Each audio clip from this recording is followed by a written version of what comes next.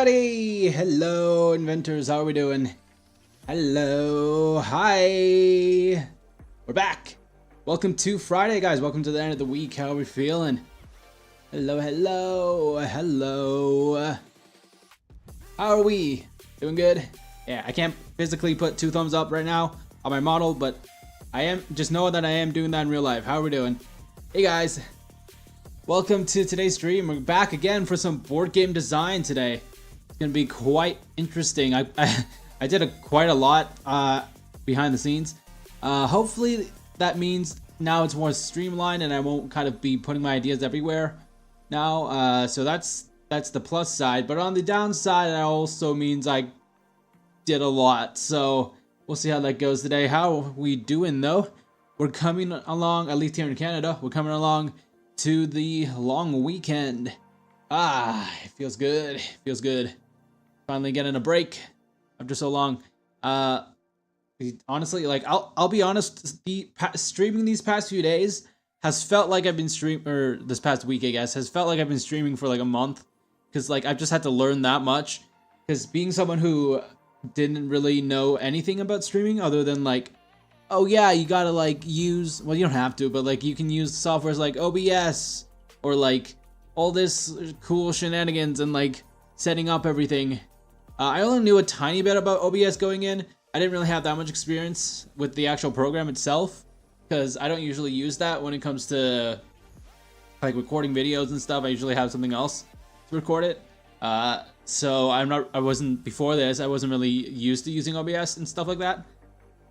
But I've had to learn a lot this past week, and yeah, it's honestly been feeling like a month already. Holy cow! I can't imagine what like a few years would feel like. Holy goodness! That's the thing about content creation, though. Like if you're a content creator online, especially on YouTube, definitely things feel like they go by a lot. What's the word for it? Like they compact on each other. They compound on each other. You know, and it kind of feels like, because you're putting in so much work, I feel, especially for us streamers, like behind the scenes, to make interesting content and be entertaining, you know, live. It is quite the hustle, you know. So I don't know, maybe it just feels longer that way. I don't know if there's a science to this. That'd be kind of cool if someone like could tell me if there's a science behind all this, because if there is, that would be very interesting. I would love to know that, if there's a science behind like what do you even call it? Just like time dilation or something like that? Like time, not knowing the time, like having an internal clock when it comes to like content creation, because every time you make something, like, yeah, you're making it, but you're also putting like probably twice or I would hope so, you put in like twice or 3 times more the more effort behind the scenes than you are, it seems like, than you are like actually posting it.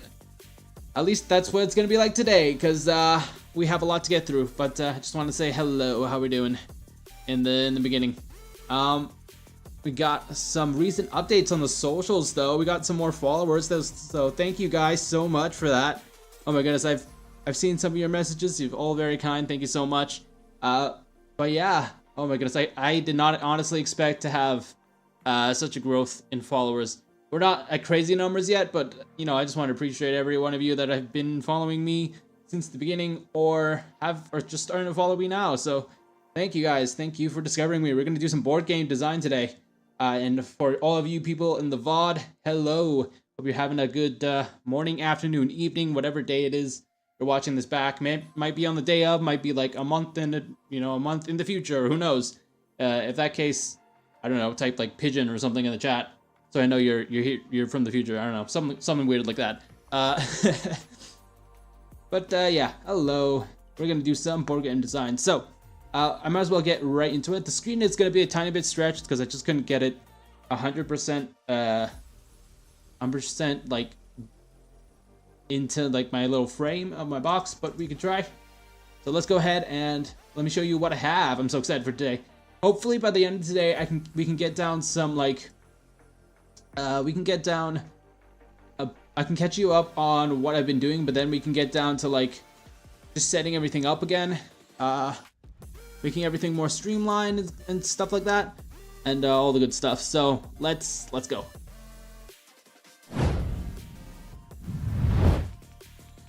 Okay, welcome. As you'll see, well, I was just on the version 2 of the game. Just scroll up there. But yeah, so this was what we worked on last time. So for those of you who haven't watched all the VOD from yesterday, or not yesterday, last time we did this. This is kind of what we wrote down here. We've set it based off of, first of all, these challenges here, but also we've have like some random generated prompts or ideas, which were these 3 things that we had to incorporate no matter what. It's kind of like give some spice, give us some inspiration to start the game. So those 3 were, our rule was that we couldn't touch the floor, our goal was to find all the items, and our genre was RPG.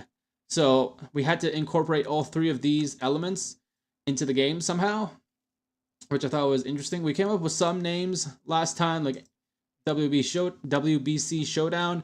If you're an OG fan of the channel and been keeping up since our very early days, then you know what that's a reference to. And then we have Bird Brawl. I kind of don't like that, but it was just a standalone name that we kind of had at the time. And then here we came up with some brainstorming here of what kind of game it would be, what the story is like, just to get an idea of where we're going, how the game would play. We initially wanted it to like be a card game, but we switched to a board game just because it's way easier to implement like visual stuff with board games, especially if you're implementing story and whatnot. You can still do that with card games, but I think with the RPG element that we were going for, and me wanting to have it be a bit more complex, like still have some elements of variety, you would say, and like replay value, it'd probably be best to do like a board game, just that way we're not as limited with what we can do. That was the main concern, because we wanted to do like here, as we said, like a dungeon crawler or something. Like the setting is like a dungeon or something. That's what we came up with last time. I kind of finalized this setting to something else you guys will see in a bit. But we're coming up with like, what is this can't touch the floor means? Like, oh, what do we do with that rule here? Like, how could we characterize that? So we're like, the floor is lava. Maybe not having like, what do we say here? Yeah, so like we were talking about like cards before. So like maybe cards have like the flight ability and whatnot, and then without it something happens. And all that cool stuff. And then maybe we said some gotcha element or like combat element, and then we have just a little write down here of what maybe the board setup would look like. We'd have a deck here. We were talking about the dungeon crawling aspect of like, because I don't know what game it was that I saw originally, but there was a game where I remember there being a really unique design actually of just like someone had like a dungeon crawler game. It's like a very typical dungeon crawler. Like you go through a dungeon and then you kind of fight dragons, monsters, whatever. So you had like these tiles like in here, and then I don't know if it's every turn or whatnot, but they would take from a pile in the blue here, and then they would place it wherever they wanted to around, and that would sort of expand out the dungeon. And I thought that was such a cool idea when we were first coming up with this, and reminded me of that. So I wanted to do something like that. I think it was like something about to do with a key, I want to say. Let me just have my screen just a sec. Like, yeah, it was something to do with like a key, I believe. Key board game. It's like dungeon crawler. I think it's like find the key or something.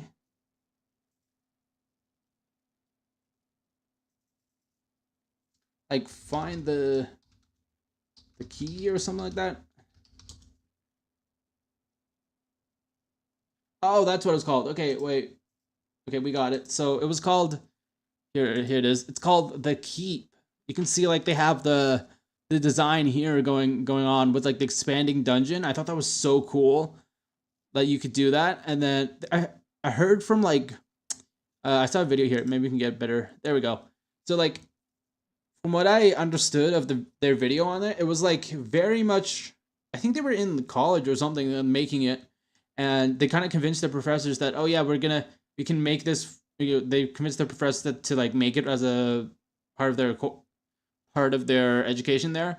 So that was really cool, I thought. But like you can see how like we have tiles here and then they keep expanding. They have a start tile, you know. So I kind of wanted to borrow that idea and do something like that because I haven't seen much board games actually do that. So or at least when they do have expansive, more like how do I say it? Like more games where you kind of progress through the board and not the board like the board's already there kind of thing. Most of the time it's like the board is kind of there, but like it manipulates itself. Like for example, we have the game title for there we go. So the Forbidden, I'll just say Forbidden Island. The same concept, but this is okay. This is Forbidden Desert. So we have like these tiles, right? But then they would shift around depending on a storm deck here at the top that you draw, and then like that would determine which way the storm moves. Although, okay, this would be the storm in their case. But if you get the island, like the island has a similar idea, except it's just water, and then these tiles kind of drown over time, which is really interesting. Like the board working against you. So I kind of wanted to do that for the second version. But yeah, you'll see we didn't really get through that much. I'm thinking today we go until like 10, 10:30, and then we kind of see where we're at. But sip of water. Okay. So yeah, this is what I have now. So we have this going on. This is the second version of this. So we have our challenges kind of stayed the same. So first of all, basing it off lore, I just made like the points a bit more clear of what we're gonna do. So the first point is just to base it off lore from WBC Split. So the three of us, the other two haven't debuted yet, so maybe you guys won't know that much about their lore, but like you can maybe hopefully through this. I've talked to the other guys as well. We were talking about kind of working this together. The other two might be working on this more behind the scenes. They'll just probably be giving me input on their character and like how they would portray themselves in this game, and then maybe I can tweak it, do a little bit of that, do a little of this, and then is this different from last time? Yeah, okay. So themed cards. I want to do like steampunk themed than last time, but I was just like, you know what? Let's make it general. Let's make it like themed cards and whatnot. So that can mean anything. That can be like themed towards us or whatever. The way I kind of now that I'm looking back on this, maybe we don't do that because we can have themed cards, but like maybe not all the cards. I don't know. We'll put a question mark beside that, just because, and highlight that just to be sure. Because throughout my design of this behind the scenes, I was kind of didn't really follow this rule. But then we have other challenges that we put into place. Like I put this one from last time because we didn't really talk about it, but it has to have replay value. I know when I play games, I don't know about you guys, whether it be video games, whether it be board games, card games, whatever it is, there always has to be some like replay value to it. Here I'm just talking more specifically on board games because you can play those multiple times and whatnot. I know for like video games, you can still get a ton of replay value out of it depending on what style of game it is. If it's a game like based on story, maybe not, unless those story have like different endings. Then maybe you could have some replay value and like going through the game again to get those different endings. But otherwise, yeah, that's how it is. So you'll see I have like comments from May 10th. So it's been like 7 days. It's been a week since I've kind of been doing little bits here and there. There's a ton more pages compared to last time. So see, last time we only got 3 pages worth of stuff. This time, whoa, yeah, look at that, 23, sheesh. Oh gosh, that was the most disgusting sheesh. Let's do it again. Sheesh, 23 pages. Yeah, what I've been up to, a lot apparently. I've been just trying to work as much as I can on these. Whenever I have an idea throughout the day, I just kind of write it down. I've had a lot of ideas thinking about this. But yeah, I mean, we got to get that new board game pumped out. I gotta get these on my store shelves, hopefully with the input of you guys. Who knows? Maybe in the give a form or something to you guys on Twitter. For you guys to like submit art for the game. So if you want to submit your own art for any of the items or any of the cards or whatever it is, that we'll go through later in this stream, then maybe we can do that, and that'll be nice. Good way to get your guys' input on this. But also, you guys can always help me out here in chat or just give me suggestions on where you think the game should be going, because it is our game after all. It is our game after all. And then our last little challenge here is to use at least the same thing, the generator stuff. So those are still the same here. Yeah, so I was kind of, you can see from my comment here, I was kind of debating what this can't touch the floor means. I eventually got it to like the setting of the place is that you're in Sky City. So my place, not my place, but like not my home, but like my general home in the skies. I don't know.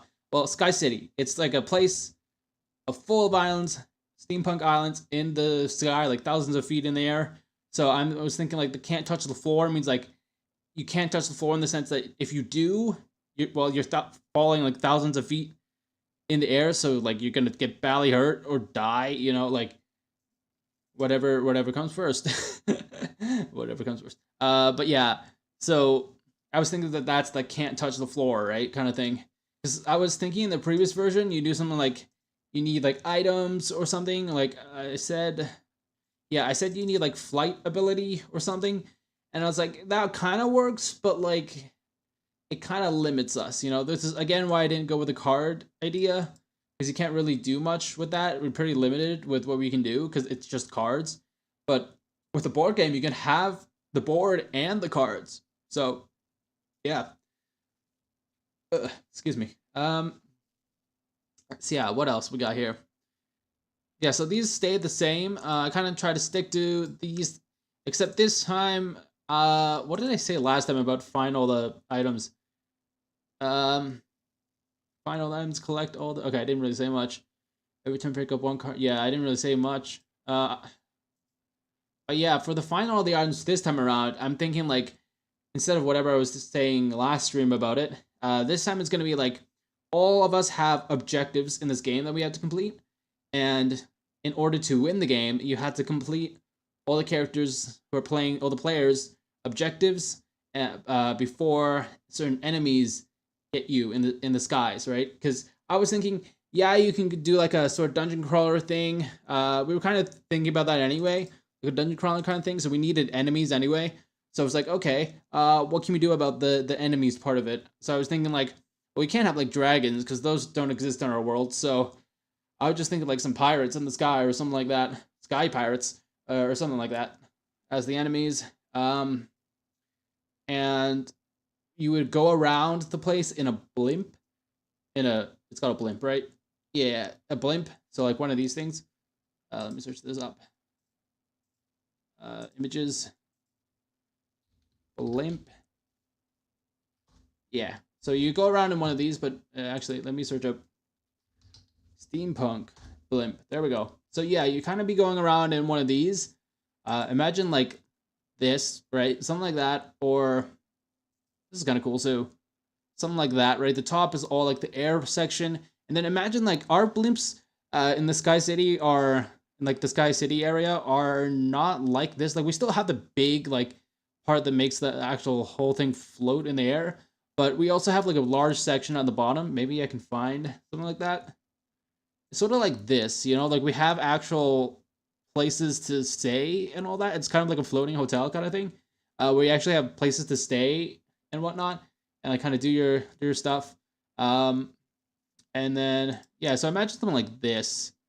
I think this is probably the most accurate in terms of the bottom. Maybe the top, not so much, but the bottom, we actually have like quarters to stay in and whatnot. It's not a boat like this. It's not a boat per se. Maybe like the enemies' ships will look like this, but ours are more high end. Most of our blimps do come from our island of Lebaton, but a lot of it was also in cooperation with another Sky City that kind of focuses more on the stars and like observatory kind of looks at the universe kind of thing.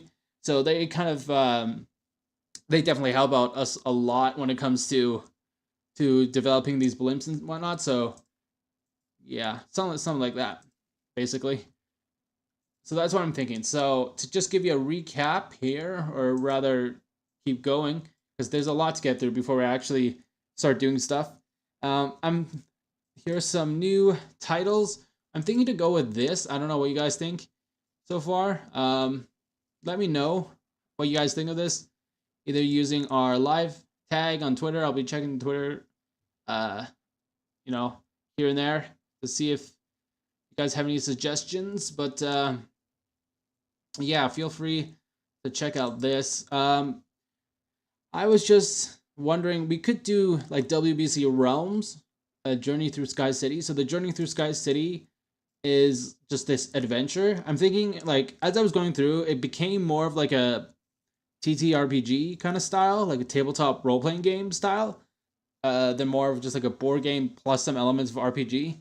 It's not like heavily leaning in, but the title's kind of inspired off that because I know there's like D&D games, kind of sort of follow this format. I mean, you have like the title like Dungeons and Dragons, and then you have like the actual title of the adventure. So I was kind of going for that kind of feel here.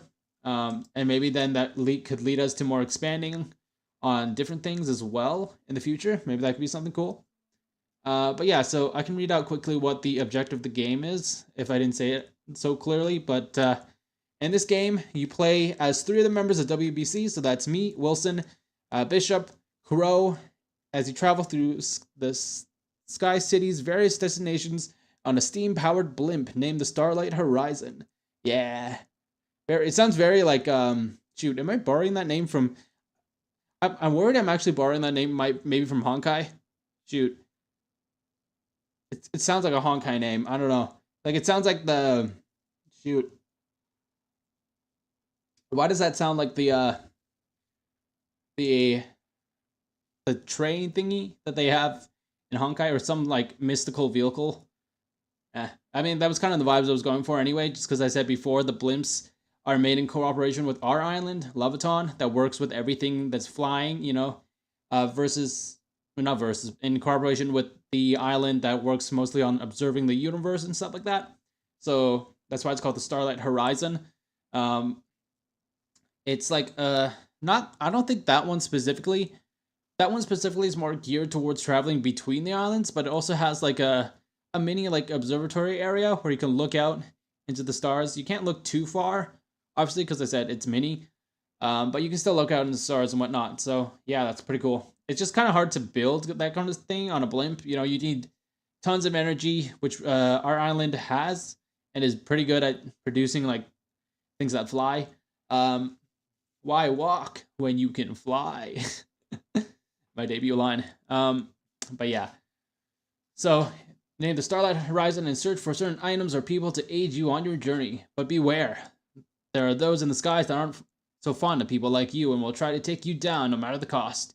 Work together to complete all 3 of your players' objectives. I should say all of your players' objectives. Because if I want to expand this to more players, then I have to keep it like that. Oh, yeah, so work together to complete all of your players' objectives before you're defeated by the enemy force to win the game. Yeah. So that's the basic premise and objective I want to go to. And because I wanted to lean it more in like TTRPG kind of style, I want to have like a character sheet, kind of like D&D has. I do definitely want to make it more simpler, way simpler than D&D to get into and all that stuff, just because I know personally for me, like, I have played like 1 or 2 sessions of D&D, but out of those sessions I have played, it is, especially the first session, it's definitely intimidating to get into. Even before like I officially played it, it was quite the doozy just to like understand everything and how the intricacies of everything work, and just creating character in general just has you reading through the whole handbook and everything like that. There's so much text to get through, much like today. I'm sorry about that, but it is what it is. I've written out quite a lot.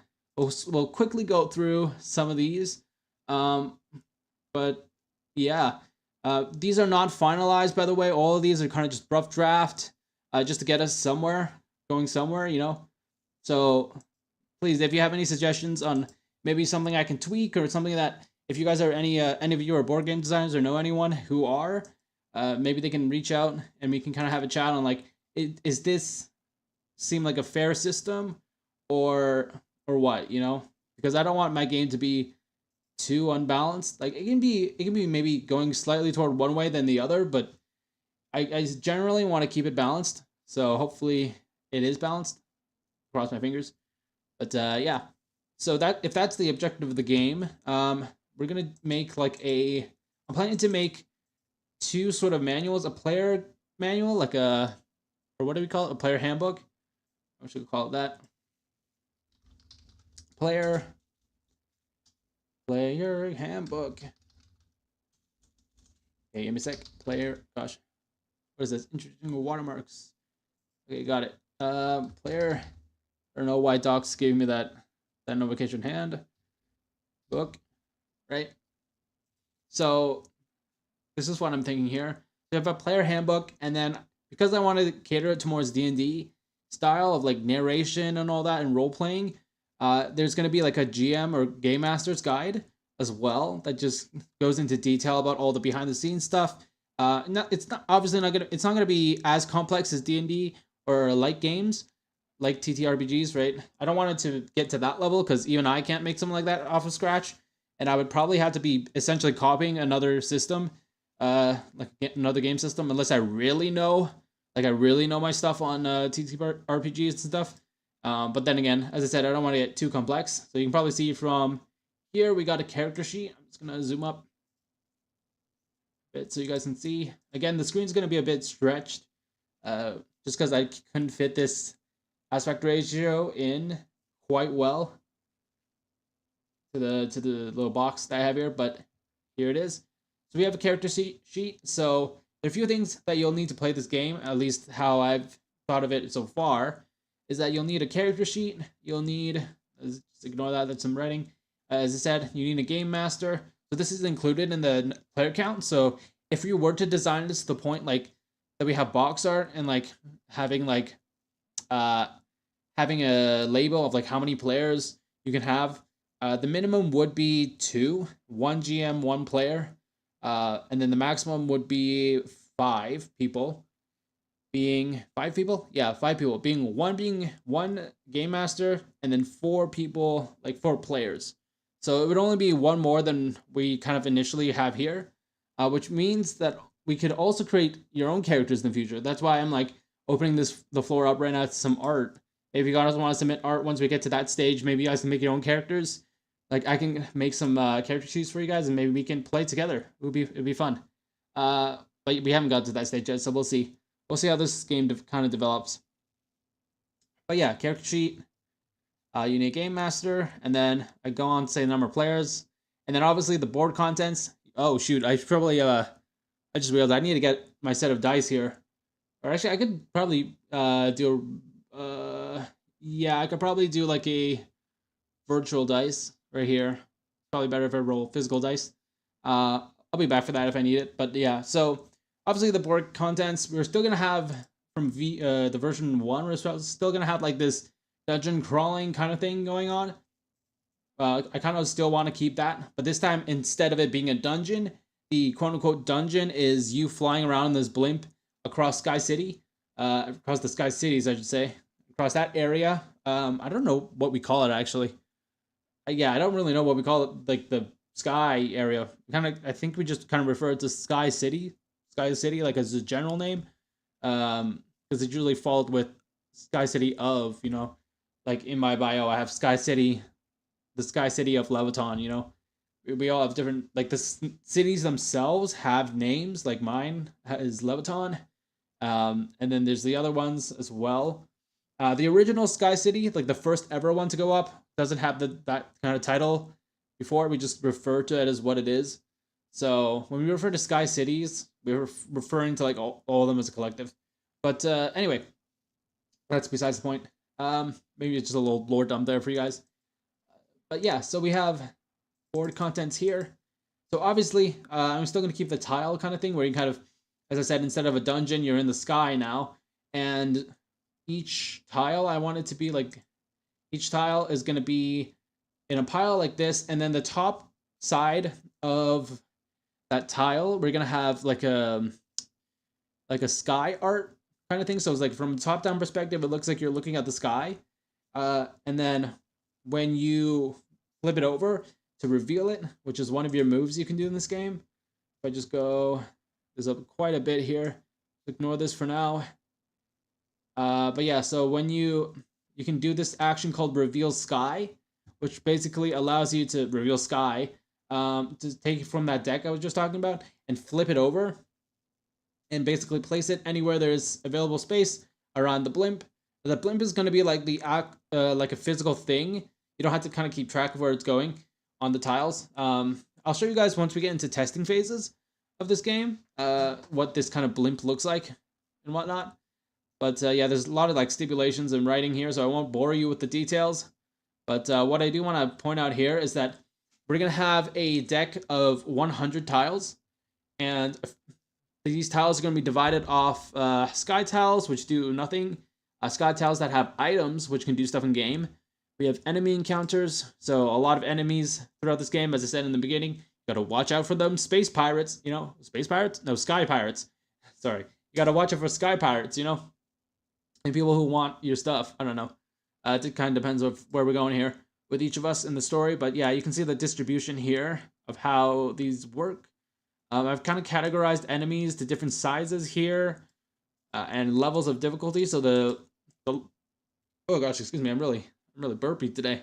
But yeah, we have large, medium, small boss enemies. So boss enemies are obviously the big bads, the humongous guys. So the two big guys. But yeah, so it's gonna be the humongous dudes. They're gonna deal a ton of damage to you if you encounter them. Obviously, if they're smaller, they're probably not gonna deal as much damage, but still gonna be a significant amount and all that. So you have to be really prepared for that if that does happen. We have safe locations, which are part of this game on how you complete your objectives, is to get to some of these safe locations. The Sky Cities will have their own kind of challenges or quests that you have to complete in order to get closer to your objective, right? At least that's what I'm thinking for now. And then you have resting spots that heal you up and whatnot. A little spot to be like, oh, okay, we're good.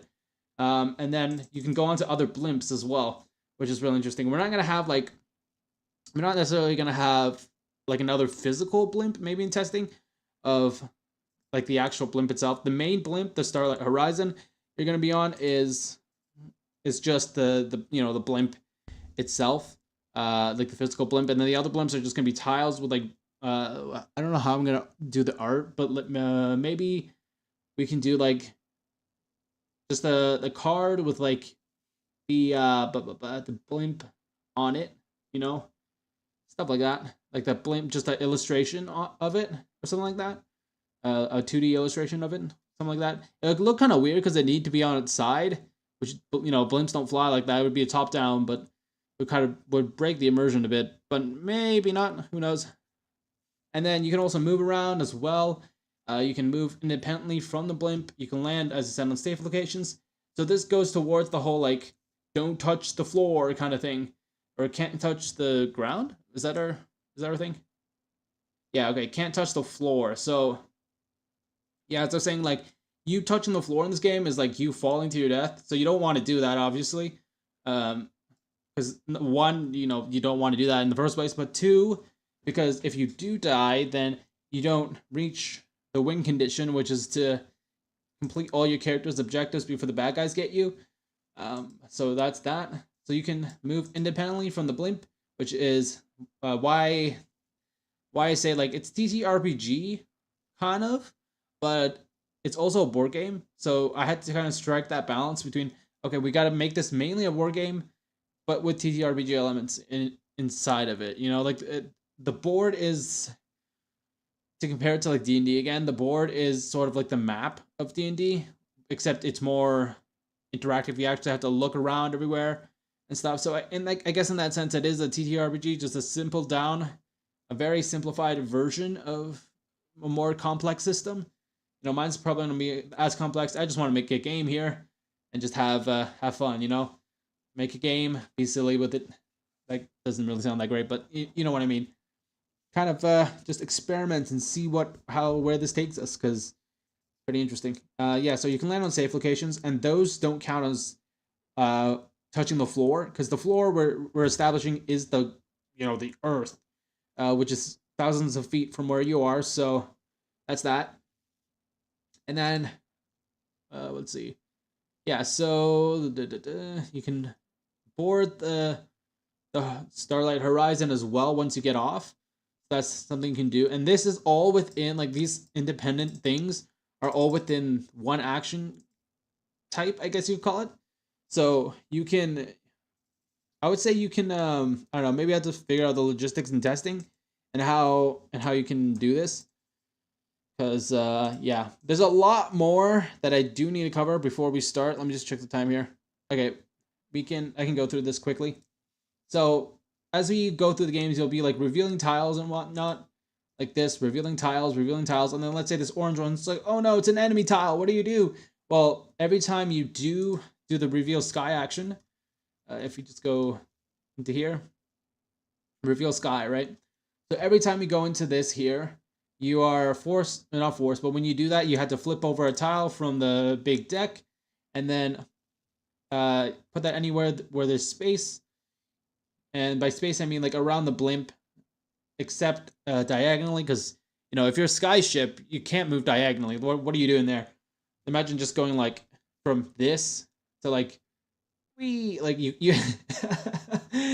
you can't do that physically. It would take a lot to like this way, because you have to turn around this way first, and then you have to go straight. So it's not really practical, especially for a blimp to just go sideways like that, diagonally like that.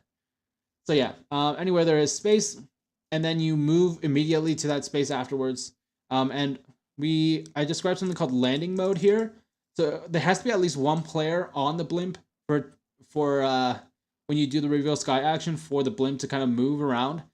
But the second that there's no players on it, the blimp kind of goes into this landing mode, or like stasis mode, where it kind of drops down a bit, and then we'd have to have another like landing pad kind of tile that's already kind of that's revealed on the side here, something extra, and that basically allows it to stay here, and then it can't move. But you as the player can still move individually and reveal more of the sky.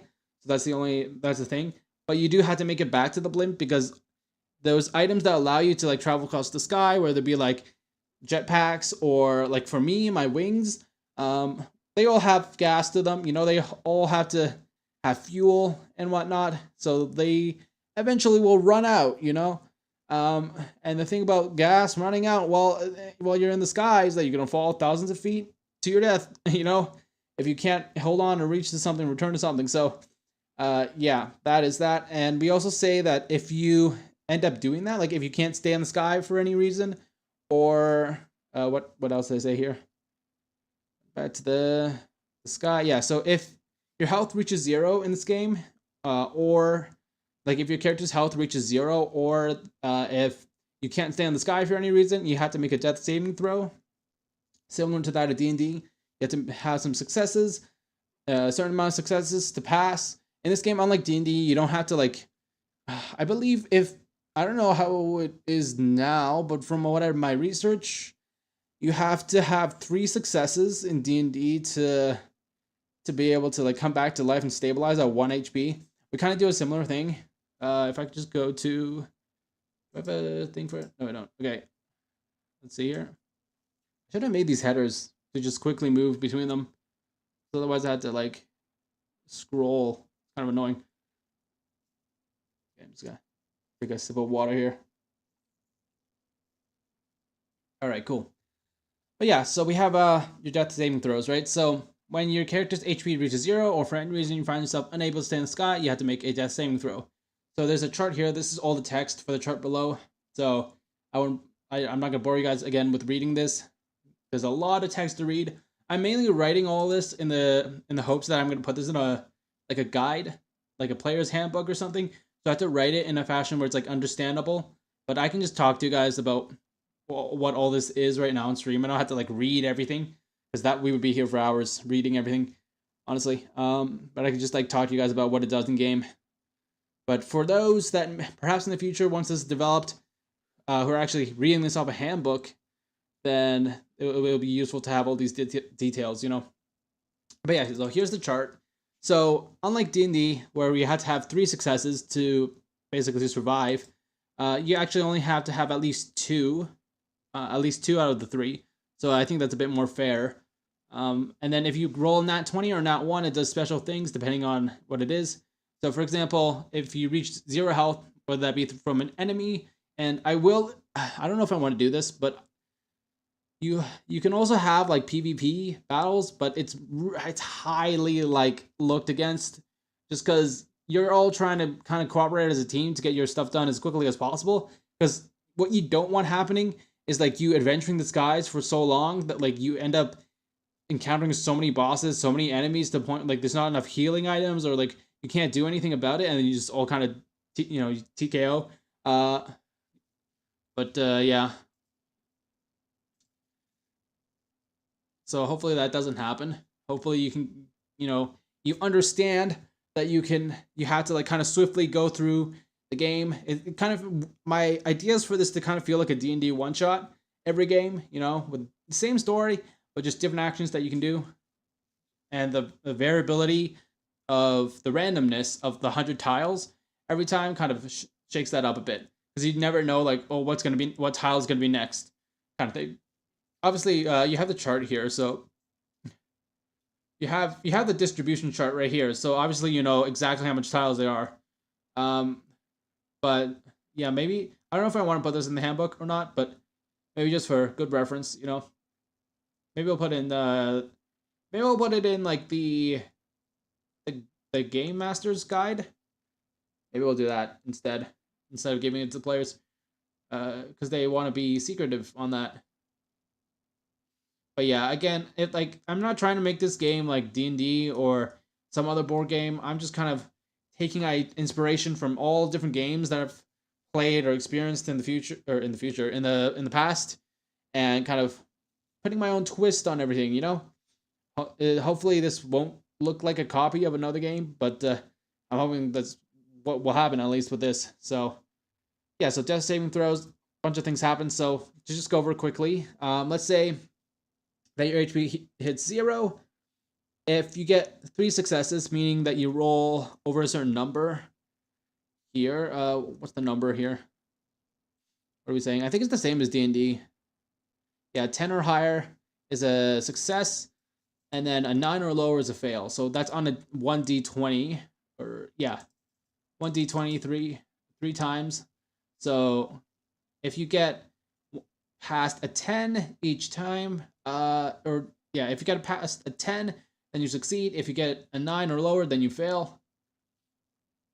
And I calculated those odds behind the scenes, and it's actually quite fair. I was thinking of changing those up and kind of, not copying straight off D&D, but those odds are actually not that bad. I think it's around like 50 something percent to 40 something percent. So it's not that bad. It's not that bad. You're more likely, I think, if I remember correctly, more likely to actually succeed than you are to fail, which is nice. So, but it's only like by maybe a 10% discrepancy, so it's not the greatest, but it's still something. It's still something. But yeah, that's the chart there. Maybe I'll post this on Twitter. Who knows? Once I'm like done the versions, maybe I can post each version for y'all to see. We'll see kind of how that goes.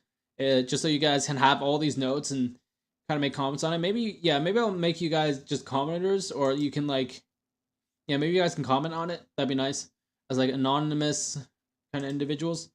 You're not leaking your personal information here, especially if I'm going back to these docs after stream. I can have it be anonymous. So this is just me writing out some content stuff. This is the story for each of us. So yeah, the other guys kind of contributed, give me their ideas of like what would be a compelling story in this. The setting, here we go, is Sky City. So I'll just read off my story here, and then we kind of go through the progression, and then we can start writing a bit more on what we're going to do about this game here. So my story, my objective is basically to find my next invention, to find and make my next invention. So all of these lore-wise take place before each of our incidents where we're kind of turned into birds. So at this point in timeline, in the storyline of our lores. We haven't been turned birds yet, so this is our like normal lives and whatnot. So that's the lore, just so there's no confusion. This is before we all get kind of, for some miraculous reason, I still don't understand how that happens, how we all turn into birds, but I guess the world just decided to do that. It's kind of weird. But yeah. So my lore here is that I'm a steampunk inventor and resident of Sky City of Leviton, as you guys know. Regularly travels the islands via blimp to gather parts for his inventions and gadgets. That's true. I mean, I still kind of do that except now for my game store. But yeah. In his travels across each city, he's seen many breakthroughs in tech, art, music, and more, with equally breathtaking inventions. In a search for his next breakthrough, Wilson boards the starlight horizon with high hopes he'll find the parts he needs to make it big with his next innovation and make a name for himself. I'm still kind of going for that now. Who isn't, honestly? Who isn't? But yeah, so you can kind of see that my objective is to collect parts throughout the Sky Cities and then build some sort of invention or build to something big, you know? So maybe that'll be part of mine. Bishop's is, he's been sent to collect herbs, I think. Yeah, herbs and spices for his practice. And then Kuro's is that he has to sort of find an ore, a special, really rare type of ore that he uses in his hammer. I was talking about. I think I talked about this last stream, actually, last like board game stream. But yeah, I talked about this before. Crow has like a hammer he's been working on. He's still working on it today. Like, it's really rare. So maybe this is not accurate lore wise that he finds it. He's still kind of finding it now, even like after the incident with the whole bird transformation thing. But yeah, he's still finding the lore. He's still finding the lore, guys. He's still finding the lore. But yeah, he's still finding that ore. So with that, I'm just gonna zoom out. It's gonna go through this here. You guys don't have to know much about this, but let's see, what can I do here? I can probably make a version 3, or we can work on this version 2 here, and then after we're done the stream today, I can start making a version 3. Just polish everything out, kind of delete the beginning parts of this, because we kind of already know this. Make it more polished, you know? But yeah, let's see. So here's the character sheet I was looking at. So we have this kind of layout where, okay, you guys can't see the bottom, but actually you can sort of see the bottom. You just can't see the frame of the bottom. But yeah, this is kind of what I'm thinking here. What if I can squish that? Okay, hopefully that's a bit better for you guys. But yeah, so this is kind of what I'm thinking in terms of the character sheet here. Hopefully that doesn't look too squished, right? Yeah, okay, that should be fine. But yeah, this is the character sheet. So we're gonna have our names here. We're gonna have like some subheading or occupation in terms of, you know, for art cases. Again, this is a good blank canvas for like your own characters as well. Like if in the future we want to make it so you can make your own characters, it's actually really nice as well. And then we have obviously art, and I think in the custom characters, I'm just gonna get rid of this and do something else. Something else here. Maybe I'll have a filler like image. And then we have a move list. So this is basic moves that you can sort of, it's like cantrips in D&D where you can sort of do these whenever. And then you have your combat moves, only usable in combat when you're in combat and you're engaging an enemy in a fight. And then you have your stats here. So I didn't try to do too much. I tried to do whatever was necessary. Because I know D&D has a ton of stats. Like, not only you have your starting stats you gotta roll for, but then you have all of your proficiencies and like your all those kind of little things, which to a new player is very intimidating because you have no idea what you're doing. It's very detailed, and I get it because like it's been developed over many years, and there's been a lot of additions and whatnot. I think we're at 5e now, so there's been so many additions and revisions. So yeah, I can get why they need all that stuff now. I think in earlier versions, if I remember, earlier versions of D&D weren't that complex. They're probably as simple as maybe this game is. But yeah, I just find it really interesting that now modern D&D has so much things. It can be really intimidating. So it's kind of what I kind of want to bring that down, but still have it be enjoyable, you know?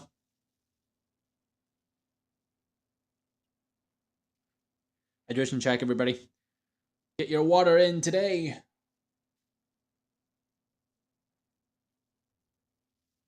Okay, so you'll see we have a starting HP here. This is your HP of your character, obviously. If it goes to 0, you have to make a saving throw. If you fail it, you die, and then we all lose the game. Initiative is the same thing as it is in D&D. Again, I'm going to be making tons of references to D&Ds because I'm going to be basically basing the combat system and all these kind of points and whatnot off that. Because I do want to feel more TTRPG style, and the biggest one is D&D. So just basing off that for reliability's sake. Because if I name like some obscure like TTRPG, maybe you guys won't know about it. So I just want to name the big names, you know. And I haven't played the big names, so yeah, I can relate to like what this all does and whatnot. But yeah, we have your initiative here. Again, this is gonna be like in D&D, kind of determining your turn order, also determining what we call triggers. So triggers happen on effect moves from your move list, but that's something you don't have to worry about. We won't be worrying about, at least today. Again, I'll probably try sharing this on Twitter and my YouTube, hopefully. I haven't got like community posts yet, which is kind of odd. I don't know why that's not happening. Yeah, I don't know why that's happening, because on our WBC Split account, we obviously have community posts. So I don't know why it's not working with my individual thing. Maybe just because I don't have enough activity. I've only been streaming or active, I guess, for like the past 2 weeks and a bit. So maybe that's why. Maybe that's why. YouTube's just like, are you a bot or are you a person? Like, I don't know. I gotta see. So you can interact with your community. Yeah. But yeah, so then we have this buff section. So this, I think I set this so like it only is affected, it's just like a tracker to sort of track buffs from moves, I think. And then your AV is like your AC in D&D. A lot of a lot of alphabet letters. Gosh, okay, even I'm messing up. A, B, C, D, E, F, G. Oh my gosh. Okay, side note here. Side note. This is like, might be a bit related to what I was just doing, but oh my goodness. I don't know if you guys heard the new alphabet song. That they might be teaching people, like little kids, or it might just be a joke, but I don't know if it's legit or not. Please tell me if it is, because if it is, oh my goodness. I feel so sorry for these kids. But oh gosh, the new alphabet song, I don't remember how it goes. It's the standard like A B C D E F G, right? And then you get to the LMNOP part, right? We all know the LMNOP part. That's like my favorite part to sing, because it's, you know, you go through them like LMNOP, you know. But then I don't know, in this one version I saw, they like paused on every letter, which I get. I mean, I guess I get, because it's like it kind of blends into one word, and you want to be more clear. But like, if you have the visuals to the song, I mean, people are just gonna kind of know. But it was like L O or whatever, L. I can't even say it, you know, short, but I still know the order. But like, and then they got to the end of the alphabet, and then I don't know what they did with the end of the alphabet. They messed that up too. I remember seeing this a while back. It was like, I don't know if I like that. I hope they're not teaching this to kids now. You know, I hope I don't, you know, walk around Sky City later today and just hear that, hear that from some little kid. Oh gosh. Anyway, that's besides the point. Little tangent there. But yeah, so your AV is like your AC in D&D. So what the AC is in D&D is like, it stands for armor class. So basically meaning how much, I don't think it's how much damage you can hit, like can tank, but it determines like whether or not an enemy can hit you, first of all. Like yeah, whether or not an enemy can connect with you in terms of like a hit, or whether you can like connect or hit an enemy, you know. So in D&D you have to make a hit check first. So roll to hit, right? So you roll some dice, you roll some dice to hit. If you pass the enemy's AC, then is it AC? I think that's how it works in D&D. If you pass their AC with that hit check, then with that hit check of the roll of dice plus whatever modifiers, then you can sort of, you know, you can actually roll for damage afterwards and then hit. So I kind of want to do a similar thing where you had to pass an enemy's AV, so armor value here. It stands for armor value. So you have to pass their armor value, and then yeah, you have to pass their armor value, and if you do in your roll on your move, you then get to deal that damage. If not, there's other things that happen. And then defense is obviously how much you can tank. You know, how much damage can you tank before it hits to your HP. You know, it's kind of like a shield in a way. And then agility is, how do I describe agility? Agility is like D&D dexterity is my idea for that. So it's based off, agility will contribute to your initiative, if I remember correctly from the top of my head. It'll contribute to your initiative like dexterity does for the game. And your initiative obviously determines turn order and all that cool stuff. But yeah, agility does that, plus a couple of extra things. So when you want to dodge, disengage, or dash in an enemy encounter, and it works slightly differently when it comes to like just normal encounters with like NPCs or players. But yeah, there's all these different like subtext and stuff that I've written through these past week.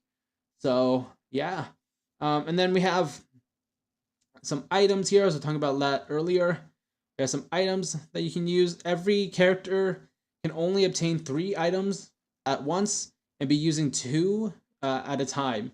So like you can use 2 items. So technically you can be holding, or like you can be, yeah, technically you can have 5 items in play sort of thing.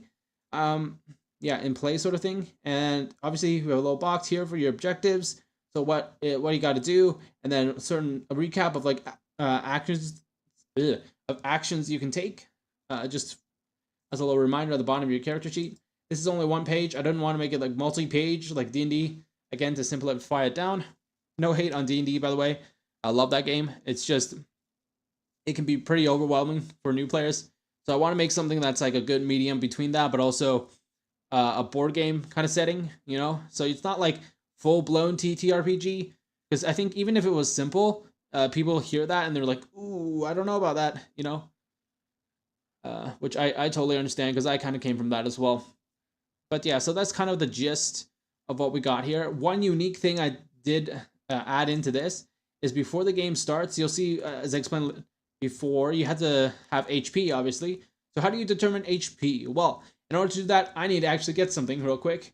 So I'll be right back, and we'll see you in a bit. I need to grab something so I can demonstrate this.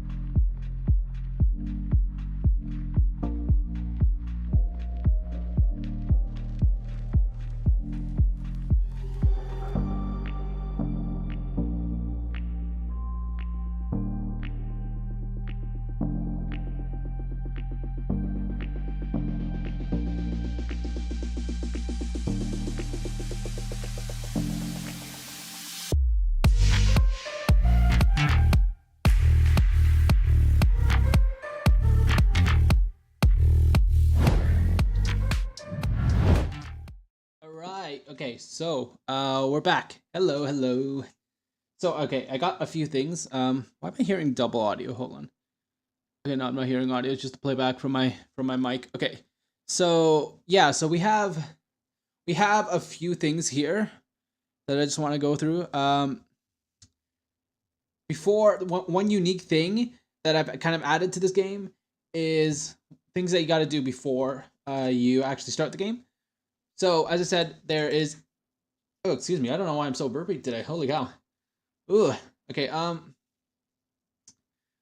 But yeah, so we have HP as we established in the character sheet. So how do you actually determine what your HP is, right? Is it some set value? What is it? Well, as you can see from this, it's rolling for health. So every game, to make it sort of have replay value, my idea was to sort of roll your health at the start of every game. So I actually have a dice set here.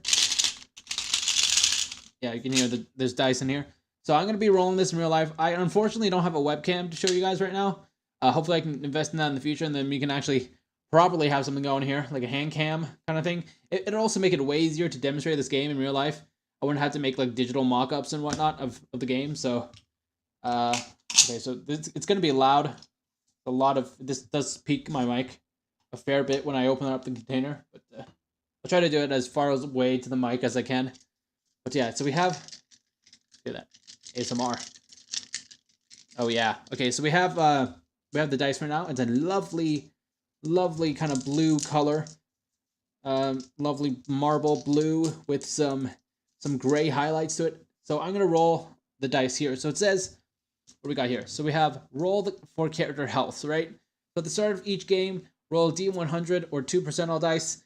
Take the outcome and set that to you as your starting health for the game. So that's how I kind of determine more variability and more replay value is through that. So a lot of these are going to be rolls. All of your stats are obviously going to be rolls like D&D, but unlike D&D where it's kind of set in your character and you keep going through that campaign, every game that you kind of do here is a different kind of roll. So your starting health can be maxed at is maxed out at 85, just to make it a bit more fair. And the highest you can ever go with HP, with healing items and buffs and all that, is up to 100, so you can't pass that.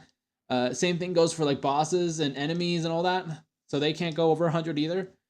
Just to make it a bit more fair, because people don't want a boss being like 1,000 health and you can't really do much about it but die, you know? We don't want that.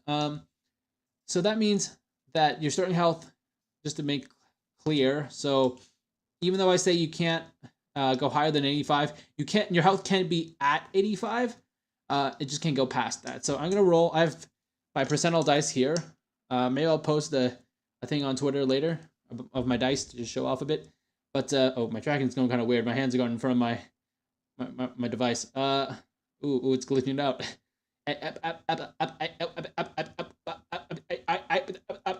Oh, that's actually kind of a cool effect. What the heck? Anyway, so yeah, I have my dice here. There's a standard D. What is this? D10. I want to say, yeah, D10, and then we have the percentile dice. We're gonna roll both to get a combo of 100 or up to 100. Go ahead and do that. Okay, so I got a 70 in my roll. So, okay, I blocked my tracking. But yeah, so I got a 70 in my roll. So that means my starting health would be at 70. I would mark it down on the character sheet. Actually, whenever I'm just gonna open up the same document again. Excuse me. Here we go. Okay, so we have the character sheet here, so we can refer to it quickly, and then back here. So yeah, so you would roll for health at the start, and then the GM always has power over a certain roll, because you can technically get the lowest number you can technically get on here is a 0. It's not a 0. The lowest number you can get is a 1, and it's not fun having such low health. Like, what are you gonna do in the game if you have 1 HP? Like, sure, you can have some healing items, but they can only help you so much, because I'm not trying to make them OP. So like, you're basically dead already before the game starts if you have like 1 HP, right? So let's say you did roll higher than an 85, and then you rolled again and you did get a 1 or something, or some low number like that, then the GM can say like, okay, you know what? just for your enjoyment and honestly for my enjoyment as well, I don't want to see you die right away. So you can go ahead and re-roll that again, and we can take that number. If it's another stupidly low number, then we can roll again until like it's a decent number, um, or it doesn't pass 85. So that's that. So yeah, so I rolled 70, so I'd put it in here in my character sheet. Like, oh, 70. Oh, okay, I have huge text. Hold on. The size of this. 6. Okay, so let's turn that to 6. So let's say 70 health to begin. Yeah, that's me tiny, but there it is. 70 health. Hopefully you guys can see that. Zoom it up even more because it's super tiny. Teeny tiny health. Yeah, so 70 health to begin with, right? So I'd mark that down on the character sheet. And then next thing to do is determine my other stats. So in order to do that, it's as it says here, most character stats in this game are determined by your starting health. So generally, the more health that you have, the better off you're going to be. But that's not always the case, but because you can do other stuff in this game to buff up certain stats during the game or before the game. So these are kind of determining your other stats like agility, like your initiative, your AV, your defense, and this is like during the game kind of thing. So to determine your agility, it's based off your HP. So whatever range you have in this chart here is whatever starting agility that you have, and this can't ever change, I don't think, unless there's other moves and stuff that I've made that can do that. But generally, it's like this. You're starting here. So if I roll a 70, so I would be in this percentile here. So that's actually really good. So usually the top 2 tiers are really good. Because again, agility is everything to do with like moving quickly, dodging attacks, and all that. So that'll come into play later on the game and how you can actually use this stat. But for now, obviously the higher it is, the better it is off. And then we have a modifier here, +2. So you can see I have 2 boxes here. So if my starting health was 70, then that means I'm in this range. And my agility score would be 14. Add 14. Shoot, this is 2 boxes, isn't it? Yeah, hold on. This is 2 boxes. Here we go. Cool. So we have a stat of 14. Oops. Okay, 14. Dang, how small do I need to get? This is a one size. One size fits all, I guess. Okay, so it's gonna be weird. But 14 here. And modifier of +2, right? So +2. I'm gonna turn this smaller. Yeah, modifier of +2, right? Now this would normally just be on a piece of paper kind of thing, so it's way easier to write in all these values. It's just because it's digital, it's having a weird time doing anything. Yeah, maybe it's just that. But yeah, so that would be the agility score, and then you go for initiative, which determines turn order and EF move triggers. So this is something way different down the line that we can kind of slightly cover. Again, I did write a ton. We went from like, how many pages? We went from 3 pages to freaking 23. So I was pretty busy behind the scenes this past week because I just wanted to get this game moving along into testing phases as quickly as possible, But yeah, so this is initiative here. I kind of pulled one of those things, those Minecraft YouTubers that are just like, hold on, water break. Hydration check. But those Minecraft YouTubers are just like, who make the videos mostly, not like live streams and stuff. They're like, okay, we're gonna be doing some mining today. Welcome to the first episode. We're gonna be doing some cool stuff, starting up this world and all that. And then that's literally cut to the next clip, and they've made like a whole mansion and collected all the items, everything, made all the farms. Like, huh? That's sort of me, honestly. I'm not gonna lie. That's sort of me. That sort of was me. But yeah, that was kind of me over the week. But yeah, so we have initiative here, determines turn order. So this is mainly for when you start the round.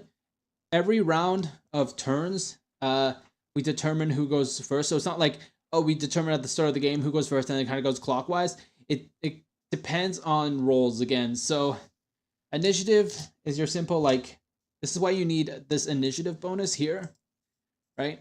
And it's based off this now is based off your agility score, which is based off your HP score. So you do want to get high HP so you can have higher initiative bonus. So I got that 70, right? So my score is at 14. So my initiative would be +4, right? So we go here, we'd say, okay, my initiative is +4. I'm gonna put that in. Cool. So that's my initiative, +4. And so that's +4 is actually really good, because that means most of the time, if not all times, you're gonna be, up against. You're gonna probably go first. If you're at 5, you're like guaranteed most of the time to be going first or doing things first, unless you're up against like a boss or like a really big enemy, or another player is just has for some reason more initiative than you somehow. I don't know how that would be possible, but yeah. Or if you're at equal levels, it doesn't really matter who goes first, because you're all kind of playing together. And I think I spelled bonus wrong, but yeah, you're all there together, kind of cooperating to complete not only your objective but help others complete theirs as fast as possible. So that's kind of the objective, because the board comes against you and kind of stacks a ton of enemies on you, and whatnot. I'm hoping that the balance between, like, the percentile difference between the sky tiles and the enemy tiles balance out nicely. So like the sky tiles with items, all that, and the enemy tiles balance out nicely along with the save locations, so that it kind of makes for like a good game where you're kind of anticipating every move, like, oh, what's gonna happen next. Most of the time you're gonna know it's like enemies and whatnot, but you just hope it's not an enemy, especially if you're so close to an objective, or like your character's very close to dying. You know what I mean? Okay, so next up would be defense, right? So this is standard, like, filling out character sheet kind of stuff. So this is based off your armor value. So what is your armor value? Well, that goes to the next point in here. Is after this, again, this is all before the game starts. You had to be. This is your setup of your character sheet here. So each game you'll be doing this. It might be a bit tedious if it's each game, but at least that way it's more varied, right? And it brings more replay value to everything. So here you had to purchase armor and combat moves. So we were talking about combat moves. Combat moves are abilities or moves or whatever that are unique to your character, or I mean, not unique to your character, but like that you claim for your character, and they can do those only in combat. And armor is obviously armor that you put on. And I was just thinking logically, you put on some armor, that means you can sustain more attacks. So therefore, you might have more HP. So that's kind of the deal with that. And again, I go into triggers here. So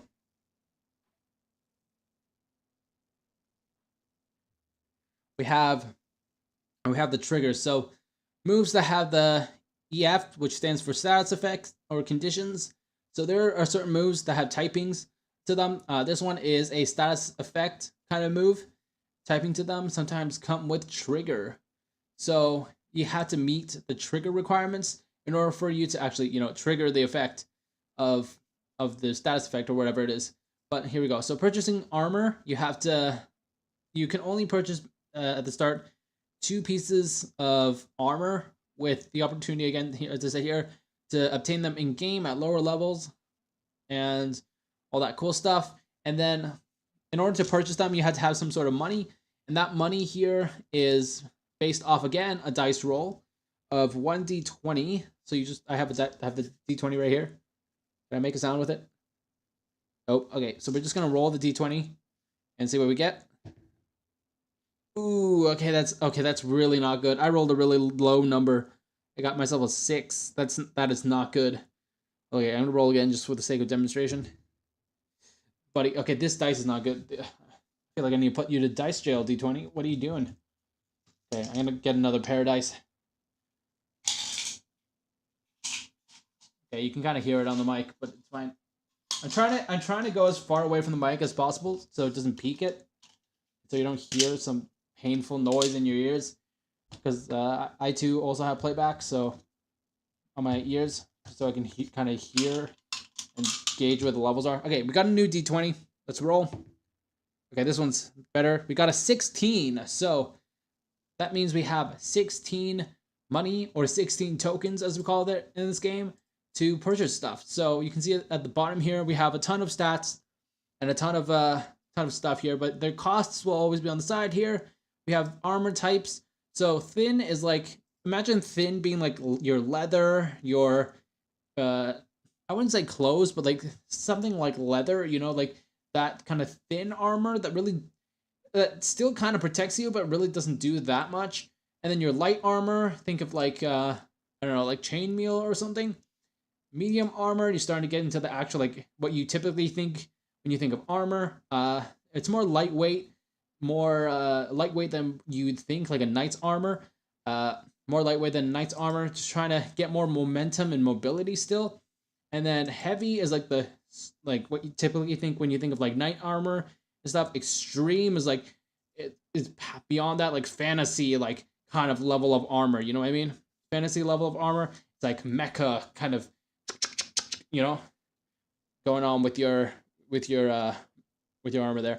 You can see it gives you certain armor values, which come back to this on your character sheet about defense. So depending on what armor you purchase and how much armor value they have within a range, you get here. So yeah, so armor value here, depending on the range in the armor value, then you can receive certain amounts of defense score values. So this determines your defense here and how much basically how much damage you can tank before you start actually taking damage, which is really nice. But again, with the whole token system, you got to keep in mind that you also have to purchase at least 2 starting moves, or you can choose to purchase 1 or none, but it kind of depends. It's all up to you and how much money you have. But some characters, like I will have... actually, no, that goes for items. Never mind. So yeah, so we have a list of combat moves. I haven't come up with names yet or descriptions of what they do, but I have come up with like the little markers here, like what type of move they are, what strength level, and their cost. So we can see a little side note here. We have the ratios of how many out of all of these are 40 moves. So it's a pretty big list to choose from. So each game maybe will have some variety. So we have these meaning here, these types. So we have ST stands for single target. So it kind of like we played with Honkai earlier this week. We sort of had attacks that go to one target, right? So I kind of want to replicate that here with the ST attack. So it's kind of like one target, but it's powerful to that one target. You know, I don't think I'm gonna have any weaknesses like there are in Honkai. Maybe I won't. Maybe I won't. I don't know. But we have that. So the single target, and then obviously area of effect or AOE attacks. So they attack multiple enemies, at least 2 enemies, and then we have buffs that either buff up you or your allies. We have debuffs that are meant to typically debuff enemies and whatnot. But you can obviously do it to yourself if that does something extra to you. I don't know. Maybe I want to do that. Or you can debuff your allies. You know, like that would probably be more useful if the enemy has put some sort of effect. I'd say maybe effect on you, and then you can use the debuff to get rid of that. And then we have obviously the effects, and as I said before, some of these come with the trigger. So you have to meet those trigger requirements for you to actually trigger the effect or status condition or whatever it is. So that's that. Here are the ratios for each of them, all the typings along this. You'll see there's strength as well here. So strength, weak, imagine that as like, if we go from punch range to like, if we go from like like I don't know, uh, weak. Imagine weak is just like like a little weak punch, like, or like a poke or something. Imagine that. That's the level of weak, and then normal is just like a punch, right? Like a normal like punching, and then strong is like a you do like a build up to that punch, right? And then your think of powerful as like you not only build up to that punch, but you follow through really smoothly, and then maybe you hit another time with your other hand, right? And then your next level up from that, the ultimate punch. You're essentially one punch man. You just well, bam, you just hit them, and most of the times you're guaranteed a KO, unless it's like bosses or whatnot. Maybe you'll not guarantee a KO, but it definitely take a ton of damage. So you can see like the higher level of strength on the chart, the more tokens typically it will cost to purchase them. Just because they're more powerful moves, they do more damage and a ton of things as well. So that's that here. So if we're going off of our roll, so we got a 16 here. That means armor wise, I can buy maybe at least one extreme armor that'll give me some extra health if I need it. I did roll a 70 on health, so I'm not really worried on that. Again, this is the whole customization part of it, and you'd be like, okay, maybe I rolled a not so great of a number. Maybe I rolled like a I don't know. Maybe your health was somewhere around like in this range. It's not the worst, but it's not the best. Especially if you're on the like in the 20 side, it's not the worst, not the best. So maybe you can add to that a bit with the armor and whatnot. And then obviously you choose 2 moves from this move list to be your combat moves. So you'll see, if you remember on our character sheet, we have combat moves. We have 2 moves here.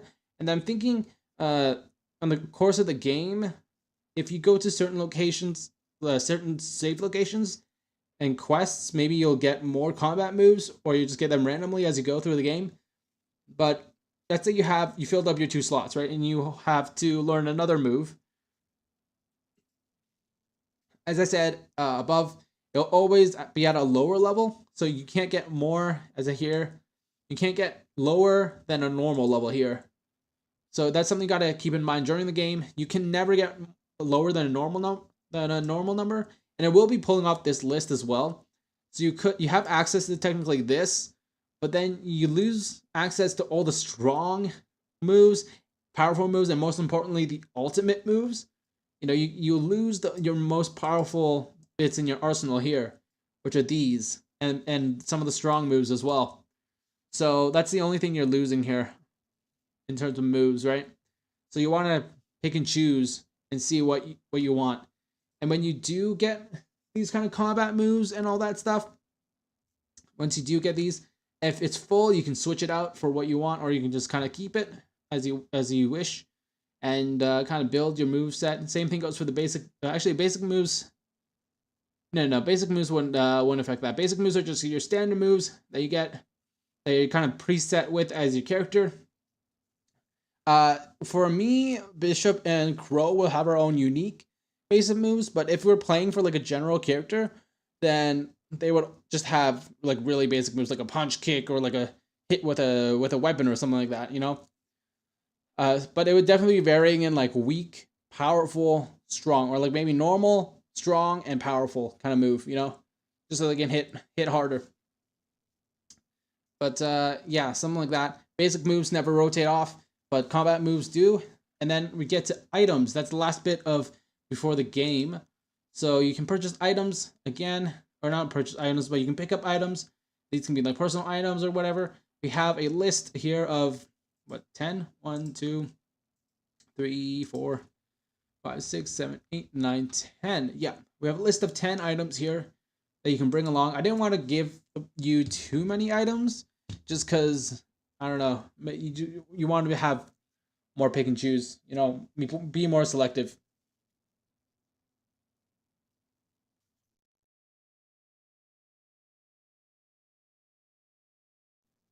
Sorry about that. I had to cough.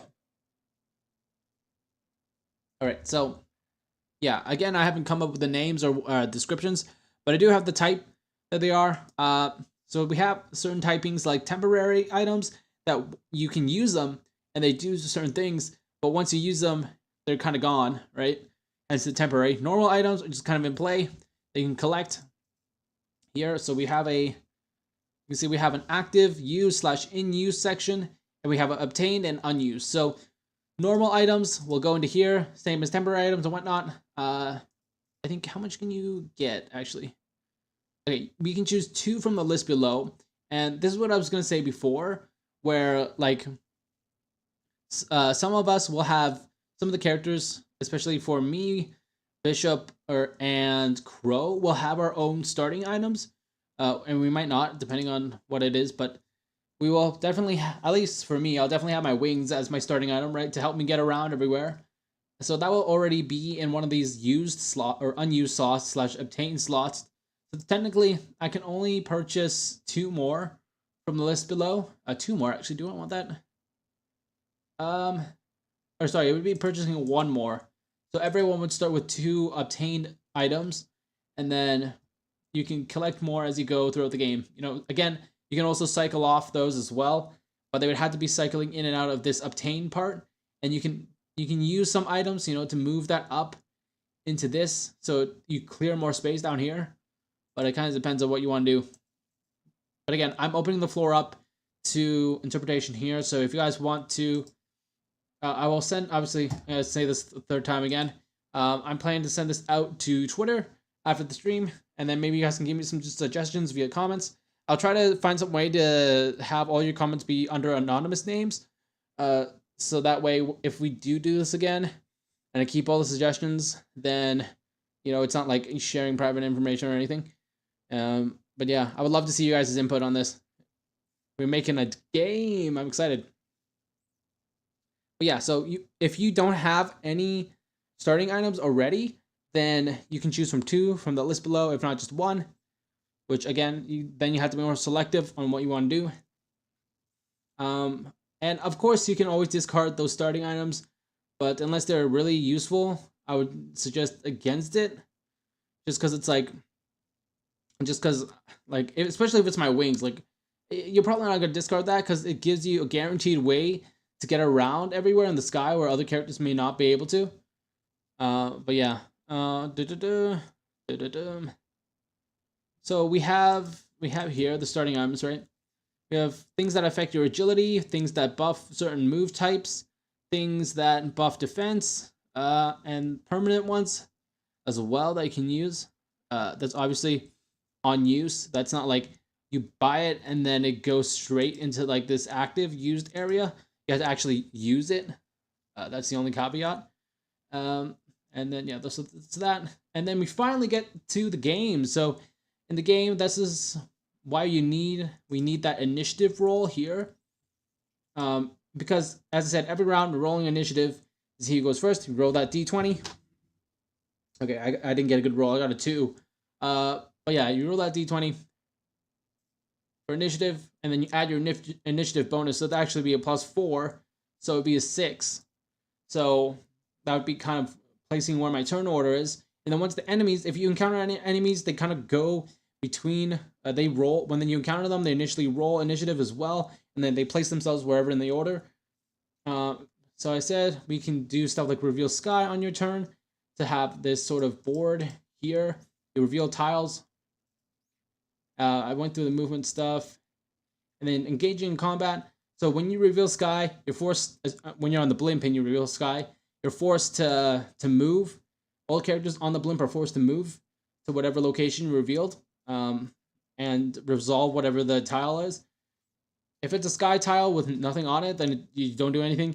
If it's a sky tile with an item on it, then you obviously claim the item, or you can choose to claim the item or discard it / put it back in the deck. And then, yeah, and then you can have enemy encounters, which are the main beef of the game, and how you get around everything. And this goes more into detail on like attack order, how to attack, enemy attacking. Is there anything I have to say here? I think I already kind of said it, but this is just going into very like precise detail on what happens. We went through the nat 20 stuff. So again, hit checking. So How do we hit check in this game? So if you want to perform a move, let's say I have a move that's like on my character sheet right here, right? I'd say one of my let's say one of my combat moves, right, is, or I should say one of my basic moves is to punch an enemy in the face, right? So if I do that, I have to do a hit check first. So let's see, to say how to make attack. See, some of these notes I've written down, but I don't remember myself. So it's actually really useful that I write it out like this, because then I actually can see. Equal to the target. Da, da, da. Okay. Enemy attacking. I don't think I declared whether. Okay. Normally it just, I guess, be. Okay. I don't know if did I say this? Roll initiatives. Do you want to? Okay. Should I say what to roll? This is for them time. Big use basic moves on limited counters. Hit them. Okay, so okay, so maybe I want it like D&D, where you have, let me think here. I'm just gonna pull up a D&D sheet here. Maybe I have it like D&D where you have hit dice or something on your moves, like the enemies do. Like the enemies, I'll show you guys real quick. The enemies, when they attack, have a pool of dice that they can attack from. So here it is. So as you can see, the different categories of enemies, right? So small enemies, this is just a basic overlay of it. But small enemies have between this range of HP and the available hit die, like attack dice, or 1d4, right? It doesn't say their AC and stuff. That's for the Game Master's Guide book. They have possible move list, which I haven't fleshed out yet. And then we have reward on defeat. So once you reward them, it gives you a certain reward depending on what kind of enemy it is. So for example, small enemies give you +2 health to a single target. You can choose who gets that +2. If you're in a group, you can choose. If it's just you, it's obviously just you. But yeah, +3 on single target, +5 to whole party. Gain temporary +1 with your next attack damage. So that's actually really useful. But I think I'm gonna do a similar thing to D&D here. I don't think I've written it down, but I'm gonna do a similar thing where you have like hit dice. You have to use your hit dice, and then you have to get over the character's AV, I think. Or no, don't you just roll a d20 in D&D? I think that's what you do, right? You roll a d20, see if you hit. Okay, I think I'm gonna do that. Must first roll. Just say 1d20 to see if you'll hit them. If your roll is equal to or greater than target enemy armor value, so this comes into play as what I was saying before, you succeed the hit. And then there's some specifications on AoE attacks and stuff, and how that works with the AV, which is just the average between all of them. And then enemy attacking. So this is when enemies are attacking you, rather you attacking enemies. So that's what happens. It's basically the same thing, just towards you. And then that's why you have your AV on your character sheet. And then hit checking. So this is like to see if you actually make contact with them, right? So for example, we'll be rolling a d20. Oh dang! Okay, wow! Wow! I got a nat 20. Oh, that's crazy! Nice. Okay, so I got a nat 20. So it says here, if you roll a natural 20, it counts as an automatic hit. Resolve your move in addition to healing yourself 10 HP at the end of the move. So that's actually really useful if you're lower on HP. It's useful anyway, actually. Heal 10 HP. So that's why we have the 100 cap. You have your starting health, but then you can heal further than that through other effects like this, right? So kind of, it also is not that great if, I mean, it's good and bad if you have higher health, because that means you can sustain more damage, but also means you can't heal as much. You just kind of lose out on the healing aspect of it, you know? Especially if you're really close, if you're like actually, no, I guess you can't really get higher than 85, right? But through other things like armor, right? But yeah. I digress. But yeah, so wow, I got a natural 20 on that. That's cool. But yeah, just telling you what happens if you get a hit check and you go for a hit check and you roll a nat 1 or a nat 20, nat being natural. It's a naturally happening thing. Oh my goodness! No way! As soon as I said that, I rolled the dice again. I don't know if you guys heard that. I rolled the dice again and I got a nat 1. Are you kidding me? Oh my goodness. I didn't think that was actually going to happen here live. Holy cow. Wow. That actually happened live. I'm actually surprised. That's insane. Rolling, imagine, oh my gosh, I rolled a natural 20 and then right after I proceed to explain a bit more, I roll a natural 1. That is insane. So what happens if you roll a natural 1? It's like, oh, this was scripted. It was not in fact scripted, but it is what it is. So what happens when you roll a natural 1? So you automatically fail no matter what, and you don't take your move, and then you lose 5 HP. And this is regardless of your it's like ignoring your defense value. So straight off, you just lose 5 HP. So not the best. But yeah, so this okay, this is important. Agility. So I probably should explain that before we start writing things for the game. I still have a few things to write, as you can see. It's not all done yet. Again, I still have to polish this. I need to write the story for the GM and do a bunch of other writing that probably will come up once I start thinking of it. But yeah, so in combat, when you engage with an enemy, you can use your agility here as a bonus action once per turn. Which is really interesting. Once per turn, you can use a bonus action, which means it doesn't count towards your 3 actions that you can normally do. So you technically always have a 4th action you can do, which is really nice. But this is only for in combat. If it's in here, so engage in discourse, right? This is players and NPCs. So that would work slightly differently. But yeah, it's still the same moves, but it just works slightly differently than how it would in combat. But in combat here, so once per turn as a bonus action, you have the choice to use your agility to either dodge an incoming attack, disengage from a target without whether that means non-attacking or falling back, or dash swiftly towards the enemy to try and surprise them.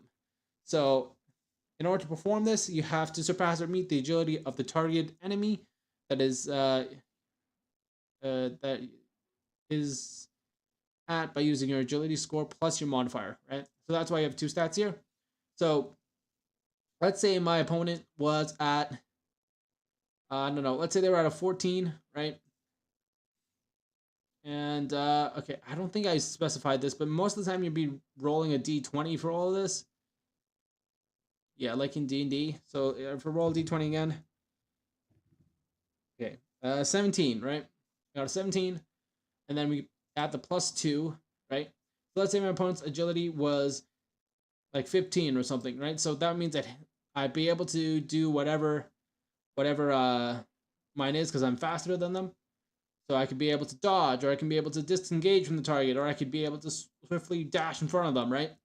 So there's a specification here for what happens if you succeed, if you fail. If you succeed, it just goes through. But if you fail, then you have to take 2 points of damage and gain disadvantage on your next attack roll against the enemy, right? And for dashing, specifically for dashing, so if you succeed the roll, you surprise the enemy and deal 1d8 damage. So again, when you're doing this, you have to be rolling dice all the time. So like 1d8, just grab your dice set, grab out the 1d8, and then just roll it.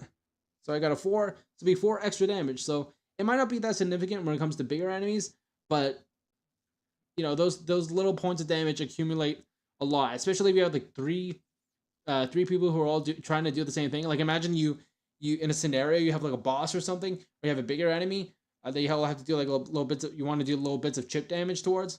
You can have all of your characters, like if you're in the same spot, you can have all your characters sort of dash up against that enemy to sort of surprise them. And if you, let's say you all succeed, right? That's like, let's say there's a max amount of players, so 4 players. That's potentially 4d8s worth of extra damage, which is actually insane on top of all your moves. So if it's a boss, or a medium enemy, like you're you're just hitting so much, which is also benefit to having more players, you know?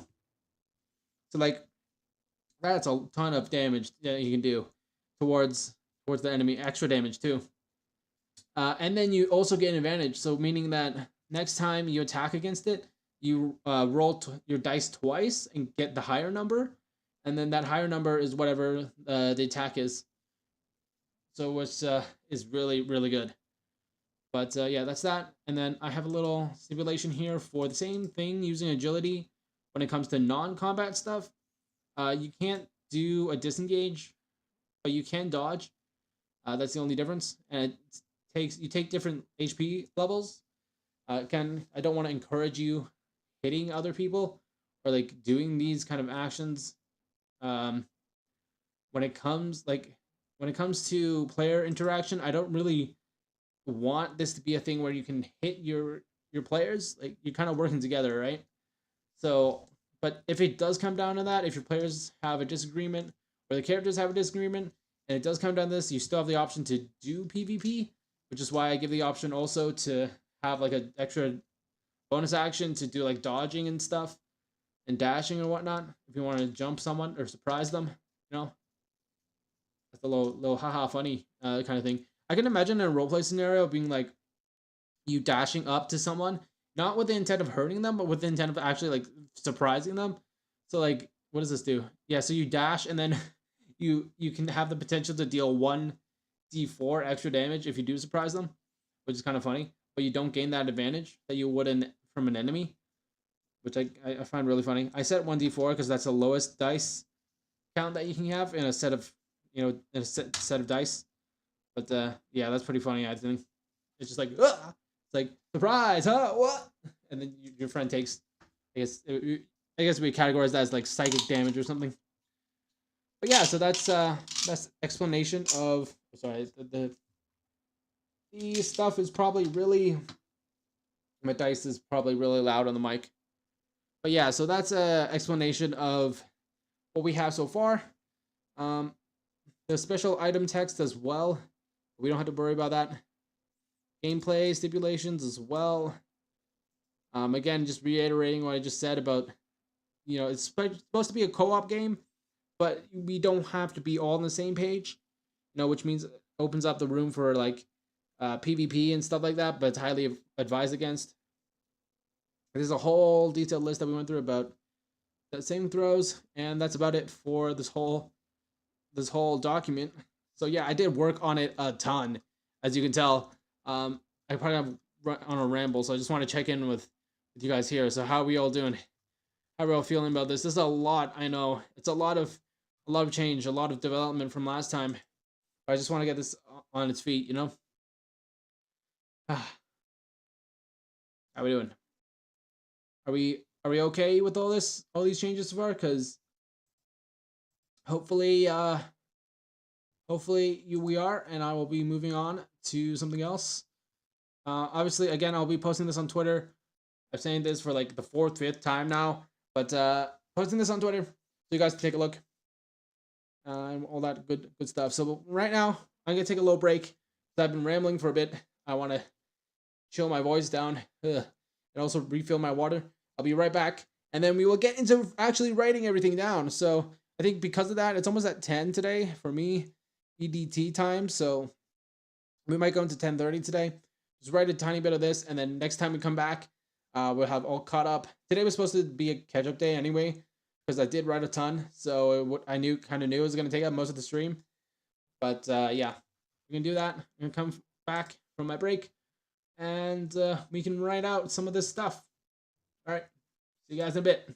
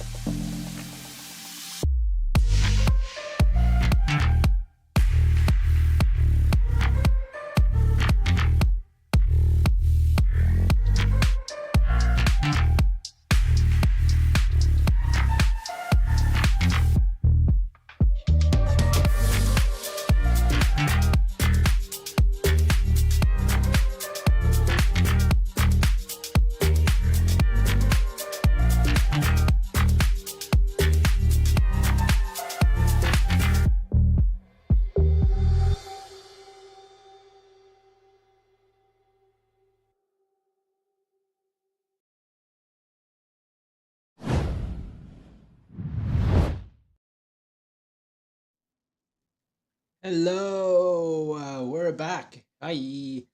Just came back from my break. Got myself some water. Uh, and kind of took a break just to rejuvenate my voice a bit. Hey, hey. Okay.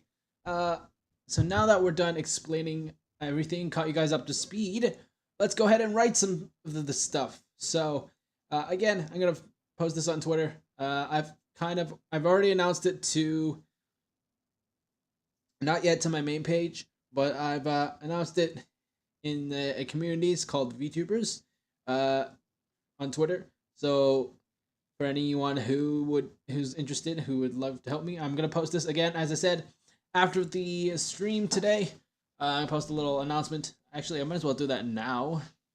I did search up in my break on, because the whole anonymous thing, and I found out that I know there's this thing where like Google Docs now will have like anonymous animals kind of deal, but you can only access that if it's from a shareable link. So I've kind of gone ahead and done that. Anyone with link can, anyone who has link can access. No sign in required, right? And the thing is, here I've said it's a commenter, so you can help comment on all this stuff. And then as well, I've also learned during my break that you have to actually be not signed in to your account for it to actually appear as anonymous. Otherwise, it'd be appearing as your Google account. So I'm gonna say for the sake of the stream, and also I'm gonna say again on my Twitter post, if you do want to help me out on this, please, please, please sign out of your account before you comment or do anything, because I don't want to be obviously leaking your information on here, because I might be showing the comments and whatnot on stream. So please, again, please, please, please sign out of your account when you're making comments, so it turns your name into like anonymous animals. So then, you protect your identity a bit. So with that being said, I'm actually gonna take off the pinned comment here. I am back. I'm not on break. I'm back. We're gonna be writing some of this up. So I might as well start from the beginning here and just give a little write up of what everything is on this character sheet, because that's the easy part here. I wonder if I can keep anything here. Okay, so I can get rid of the skills, so I don't need that. Okay, so what elements of this do we have? We have name. So name. Ooh, okay, it's in bold. Actually, do we want that? No, we don't want that. Let's go with this. Yeah, so name. Gosh, why is it doing that? Name of character, and then subheading slash. Okay, I basically got to write out all of this here. Let's see, so character bio slash story, and then we got the move list. So move list separated into combat moves. Okay, so maybe I'll make this just a bit bold on what it does. Bold these. Okay, so this will give you guys a good rundown of all the finer details as well. But I think I'm going to come back to this because we kind of went over this in the stream. I want to get to some newer stuff, that I haven't added in yet. So let's see, board contents. Yeah. Any of this. Maybe I go ahead and fill out the combat move lists. That'd be interesting. Yeah, so combat move list. Maybe the item types. I know that I think for all of us, we're definitely gonna have like how to say? Oh, I just realized why is my guy frozen? Okay, that's not good. Dodgy connection speed, I guess. What's going on here? Yeah, my guy's kind of glitching out. I don't know what's happening. Okay, hold on. I'm just gonna disappear for a second.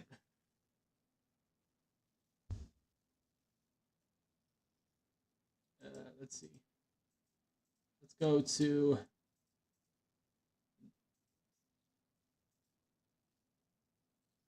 okay, we're gonna restart my model, see what happens.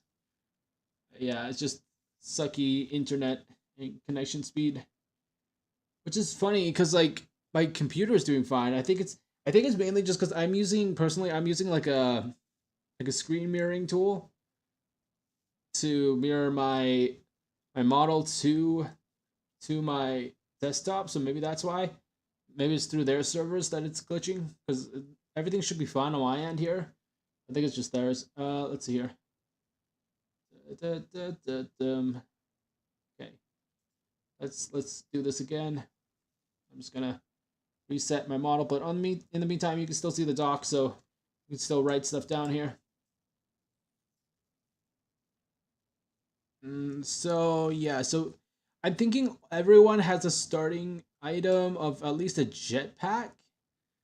I think it'd be fun to have like this as the jetpack, maybe. Yeah, I think that'd be fun to have that as the jetpack. That'd be cool. All right, so that should okay. My model is back up and running. That should be working now. I'm just gonna see if that does in fact work. Okay, here. Okay, yeah. All right, cool. We're back. Hey, let's go. Okay, I just had to reconnect. Ah, sometimes your app is kind of weird. Okay, so let's see here. Yeah, so normal. I'm thinking we use this as a jetpack, because it kind of makes sense to gain +1 buff on all single attack moves while this item's in use. Because I imagine these jetpacks are steam powered. Steam powered jetpack. Yeah. Oh, whoops. Don't do that. Steam powered jetpack. Make the text inside here slime it smaller. What I can do. I'll make this. What's the size of this? 13. Do that a bit. Cool. So yeah, so steam powered jetpack. We'll say a device that helps you get around the sky,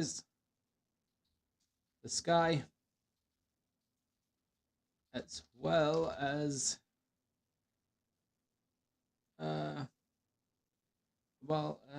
doubling as a weapon. I don't know, something like that. Because it doesn't make sense. Like the steam off the jetpack could be used to hit a single enemy, you know? You just fly into them kind of thing. Single enemy while in use, right? Should I? Okay, I'm gonna not save this. Can I just get out of this?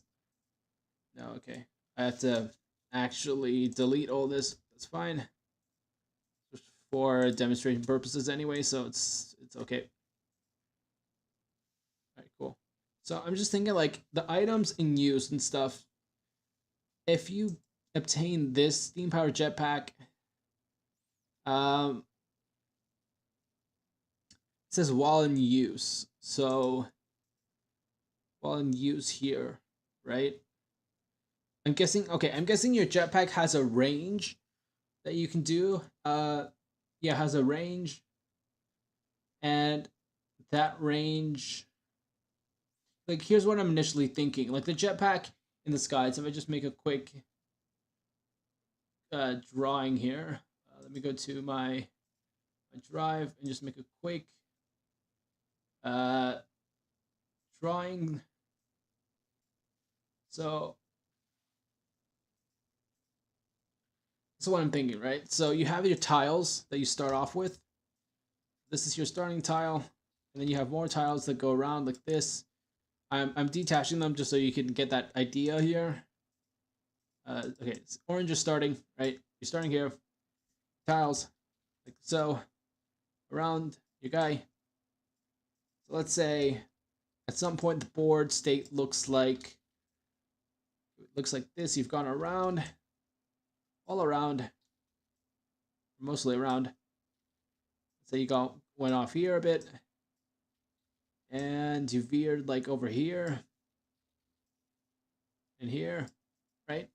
So let's say your board looks something like this, right? This is where all of you guys started off, and then let's say that you can use your jetpack while in use. You can fly around. Uh, hmm. Yeah, because you would have to use it to fly separately from the blimp. Because I did specify in this earlier section here that in my moves, nope, later. So move independently from the blimp, right? Given you have the item or items required to move around the sky without falling to your death, which in this case would be our jetpack, our steam-powered jetpack, right? A device that helps you get around the sky, as well as the bling as a weapon, right? The sky, right? So means we can move freely from the blimp. So I'm thinking that move freely from the blimp.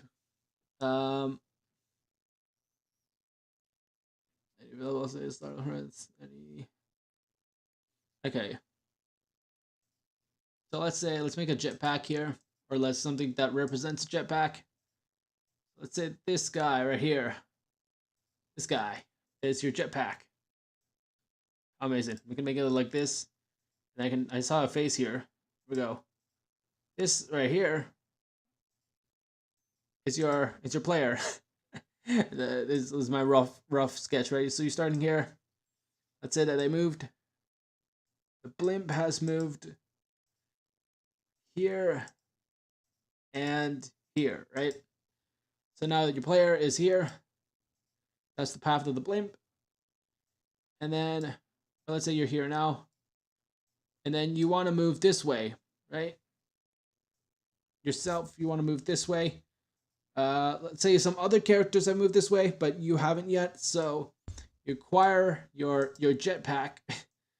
Very rough, but you required your jetpack here. Go ahead and group those. You acquired your jetpack. You have your love jetpack. We're gonna fly over to here. 1, 2, right? Let's say the current location of the blimp is like, let's see here. Let's say the blimp is over somewhere. Let's go. Let's say the blimp is like here now for somehow, right? Let's say the blimp is here now. You've flown off here, so you went from this space here. You went 1, 2 down like that, and you're now here. Let's say the blimp, not the blimp, the jetpack has a certain amount of uses, so you can go a certain amount of sky tiles, or you can go a certain amount of tiles before it kind of runs out of juice and you have to head back. So I'm guessing the amount of uses count as the amount of uses is for a trip outwards and back to the blimp. So, or I can make it so like you move out and then you immediately after those uses you come back. It would kind of make sense. Interesting. Okay, we could do that. Let me just see I'm not contradicting myself here with any of the moves. This is the thing I had to keep checking when I'm writing all these things, is if I contradict myself with any of the rules, which is especially when you do this much writing for it, you're like, okay, there has to be some point, but you just gotta be honed in, you gotta be focused, you know? Okay, here we go. I have to make everything precisely clear for the player so you know what is happening.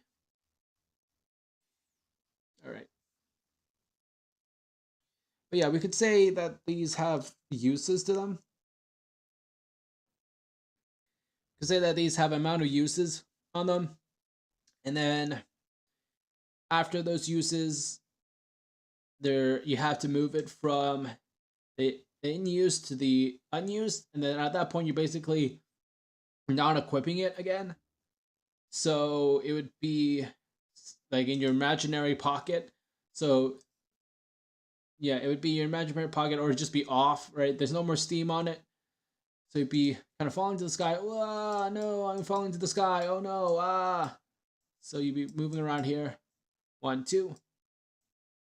And let's say this specific specific one only has 2 spaces, well, technically 4, let's say. So you can move 2 spaces out from your blimp then. Obviously, you can not move diagonally, but you can move horizontally or vertically, right? So let's say you can move 2 spaces out. So you go 1, 2 here, and then you, let's say the blimp doesn't move because you're the last person, and so it goes in landing mode, right? So you go 1, 2, right?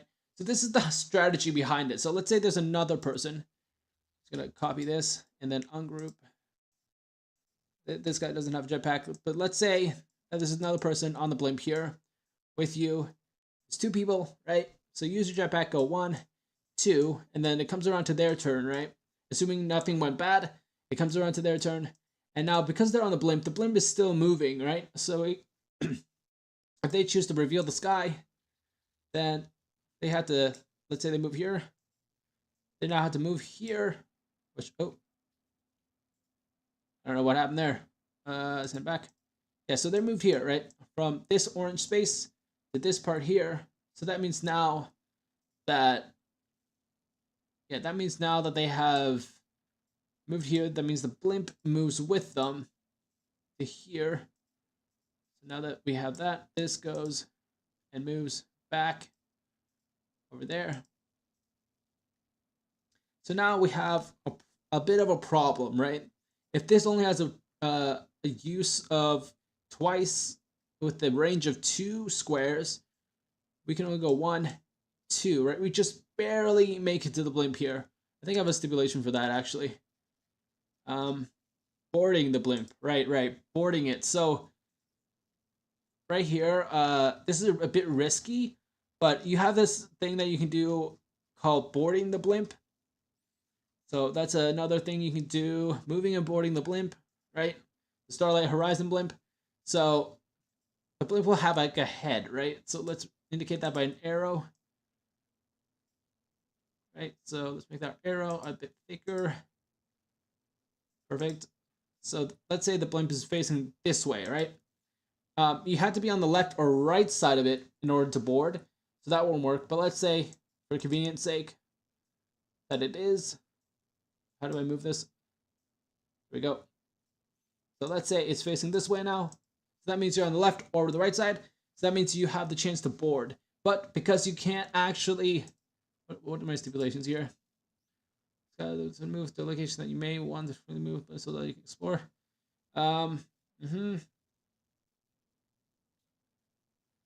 So what are the conditions? To do so, at least 1 player must be on it. Check.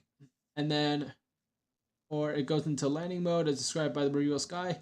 And it must be their turn. So, okay, that's kind of weird. The turn the tile must already be revealed, and there must be available space to move consecutively without obstacles. Oh,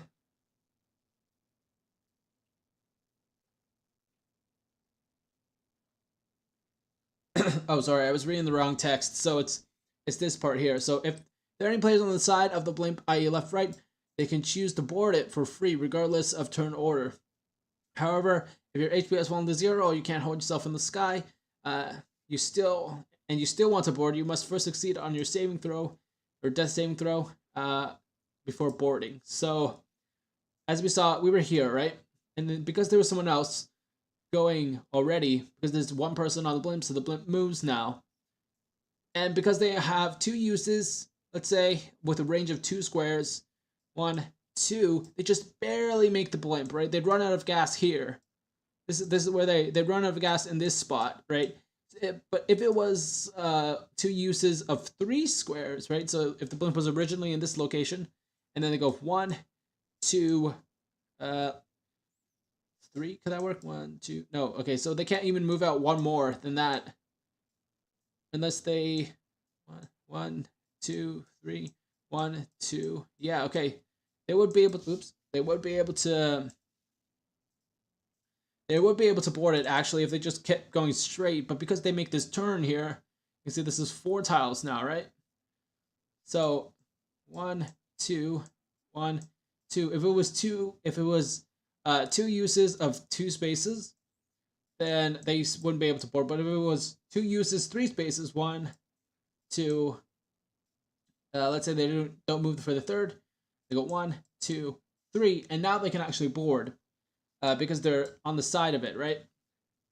They're on the side of the blimp, so they can actually board the thing for free, and they're safe, right? So that comes with the strategy of this game a bit. So you got to kind of judge, like, okay, if someone is going off the blimp, we got to make sure that we don't go too far with it.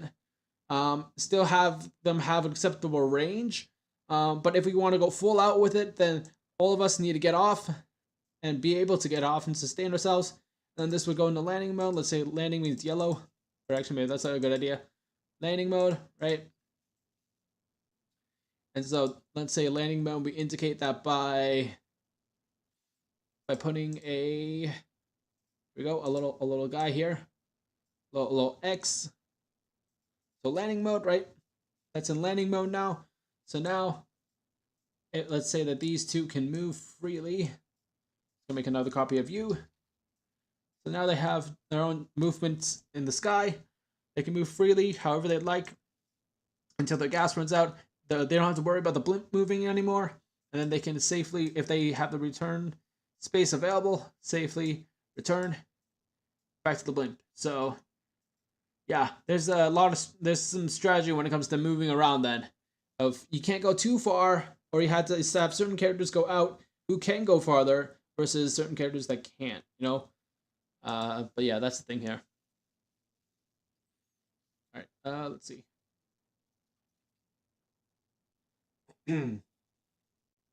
All right, what do we want to talk about here? Let's write. Let's see. Let's write using tools and items. So, excuse me, but I'm just gonna be writing a bunch in the next few minutes while we still have the time. We have about 3 minutes left of time today. Let's see, how long have I been streaming for? I might actually gauge it off that. Yeah, almost have 2 hours and a half now, so I think it would be a good time to stop around then. So let's see here. Use tools and items. So during your adventure, you will acquire certain tools or items to fuel along the way. Oh, whoops. Okay, to help you along the way. Now, do I want to say tools or items or just items?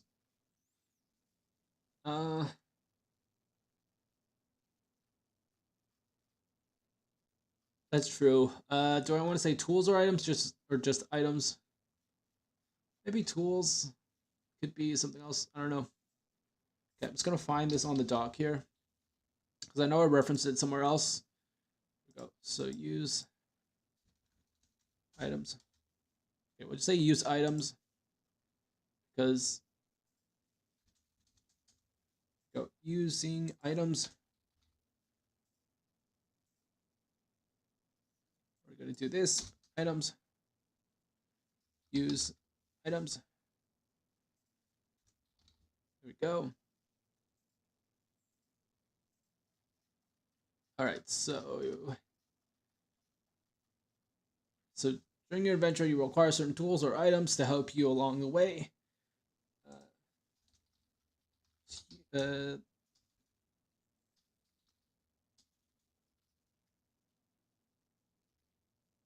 See here. So all items will start in your obtained slash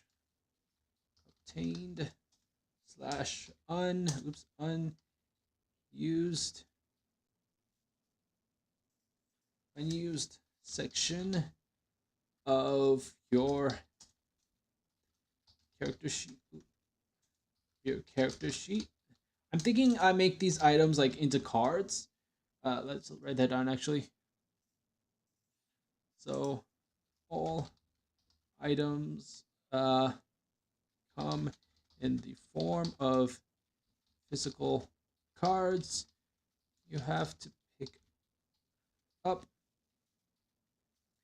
And then what else? Physical cards you have to pick up. And then I was gonna say something else here. Oh yeah, and then once you have an item, write down the name on your character sheet for reference. Reference. Perfect. Okay.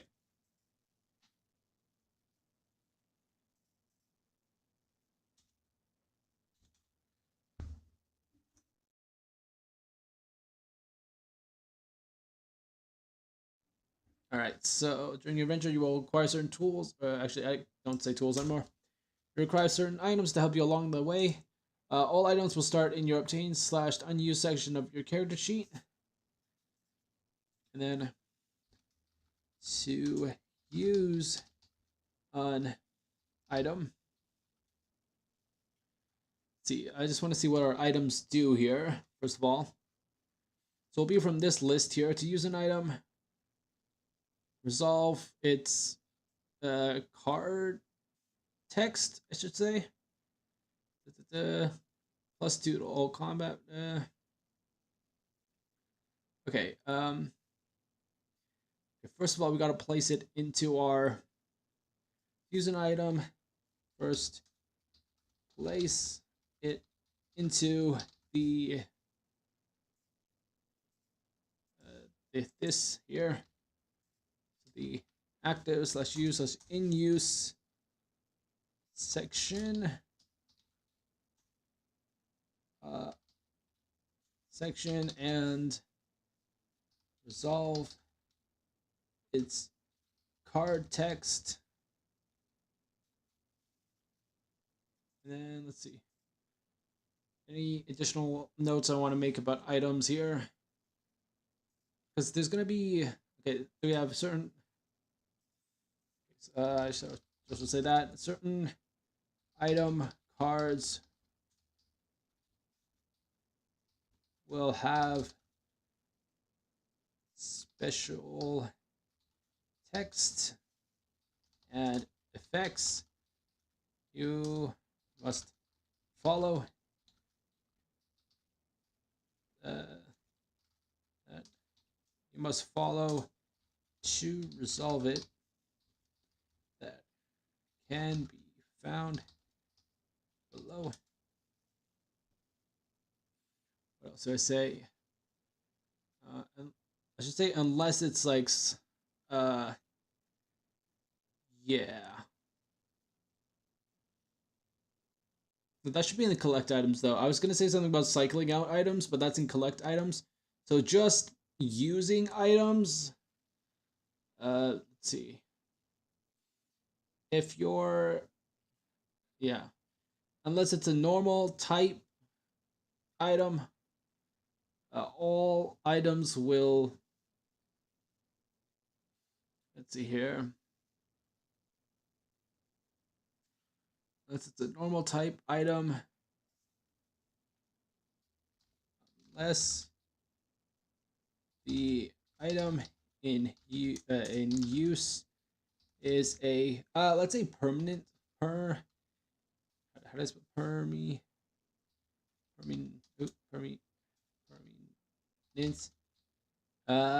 unless the item in use is a permanent or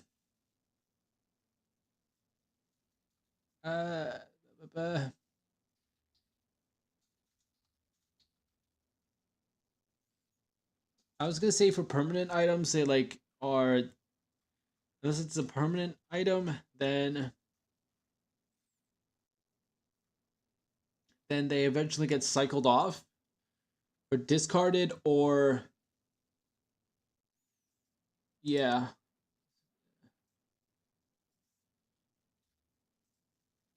But here, discard item after effect has been resolved. Uh, yeah, so we have that all the temporary ones. Until end of game or until discarded. Until discarded, yep. Okay, so let's write that down here. I think once I'm done writing all this behind the scenes, next time around, hopefully we'll have a version 3 where I polish everything up with I've polished everything up in the card text. So we have like a player's guide. So the title's not like version. Maybe the title is, but the title on the document doesn't have like this extra stuff at the top here. You can start getting rid of that and designing it so it looks like it's would be part of a booklet kind of thing. So we have a player's handbook on the top, and then we have at the bottom like a game master's guide or whatever. I might make that a separate doc. Who knows? But yeah. So where were we here? Okay, using items during your adventure, you will acquire a certain item. Blah blah blah. Okay, unless the item in use is a permanent one. Uh, what was it? Oh yeah, cycling out. So unless it's a permanent one, they will eventually be cycled out or discarded. Unless, let's see here. Ah, shoot, I forgot what I was. I gotta keep it like in the lingo of like player guide kind of things. So unless the item in use is a permanent one. Also, I feel like this text is smaller than the other ones. Yeah, 15. This is 15 then. My other text this small. Yeah, my other text is this small. Maybe it's just that section. Here, 15. It's 14. 15. I think this is supposed to be 15 here.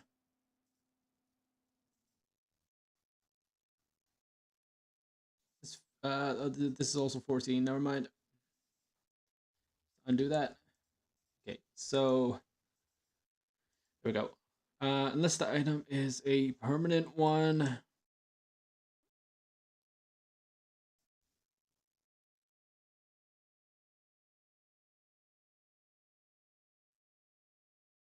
Oh shoot. Okay, my model is frozen again. Ah, dang it. Okay, give me a second.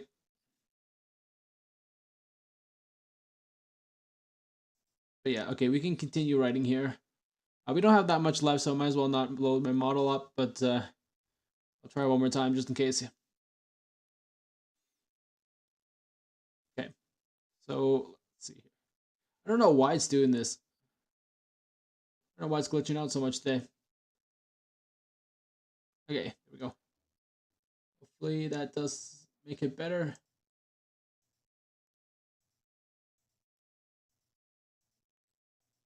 Okay, cool. All right, we're back. Hi. All right, nice. So where were we here?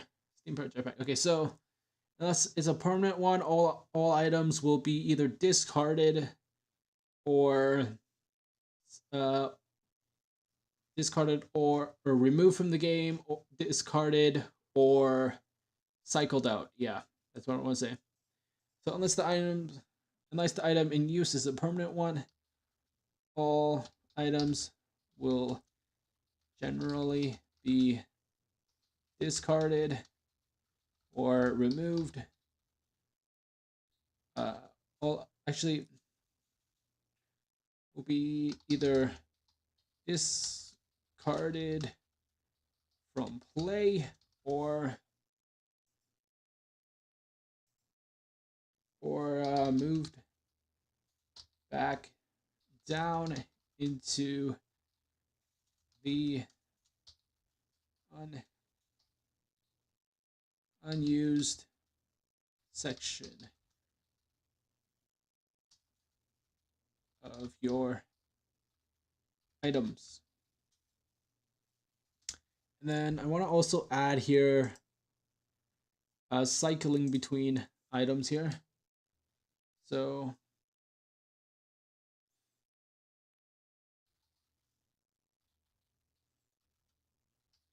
mechanic of this game is the ability to cycle through items. So I think for today, we're just going to be writing up this section on items, and then we can call it a day and log off. And yeah, we can call it a day there. We've talked a lot. We've discussed a bit. I've done a ton of recap today. Today was kind of meant to be a catch-up day anyway, just so that we can get to know you guys, get to know what I've been doing behind the scenes, catch you up. So next time when we come around, you guys all kind of know all this, and then we can go from there. You know, it'll be way easier. But here we go. So we're gonna finish using items here and then collecting items, and then we're gonna call it a day. And yeah, because for me it's getting pretty late. It's almost 11. That's at night. Okay, so let's see. One unique mechanic of this game is the ability to cycle through items. Cycle through items. Let's see. Do I actually want to put this in the collect items thing? Is there anything else I also want to say about using the items? Is there any special subtext for the items itself that I gotta have to understand here? Let's see. Okay, so I have one item here that I think is really unique. It's a normal item that allows you to put +2 to all weak combat moves while item is in use. So basically boost your weak moves, which I think is really nice. So it gives some incentive to actually get those weak moves, because otherwise you like, if you have the points, you could just go for like a normal strength kind of thing. But if you either are forced to make some weak move purchases, right, or whatever it is, at least you have some incentive here with this item to boost all your weak attacks, you know. And those like little differences sometimes mean everything, you know. But yeah, we have stuff that like raise HP, permanent ones that raise HP, some that do +2 to your AV, which is actually really interesting. So that's pretty cool. Shoot, am I glitching out again? I'm going really slow. I don't know what's happening today. My model does not want to keep up. Okay, there we go. Just gotta jolt it awake, you know? And then certain things that have to activate in order for you to do stuff, that do stuff on initiative. And this special item here that allows you to refresh another item, which basically means take it from your used pile here, or your discarded items, and bring it back into your obtained or unused, and then cycle through it again, which is actually really nice. So then we have permanent here, and we have that. Okay. Yeah, I think it's better if we just, I don't think there's anything else I can say about using moves. I might think of something off stream, but for now, let's just call that there. And we can start writing this, because this is a good build up to that here. So just in case, I usually do this, like add the ellipses during my writing here, so I know that I'm still kind of thinking about this, or this stuff to be filled in, because if I leave it like this, I probably will not think of coming back to it because it looks finished. So I just do that, so I know like, okay, yeah, there's still more to write. Let's see here. Okay. One unique mechanic of this game is the ability to cycle through your items. Okay. I think I should mention that later, actually. Okay, so now, so you have some items. So you found some items. Now what? Or no, so you have some items. So okay, I should say you encounter some items during play. Now what? Well, you have the ability to you have the ability to collect those items into your obtained slash unused section of your items or items section on your character sheet, or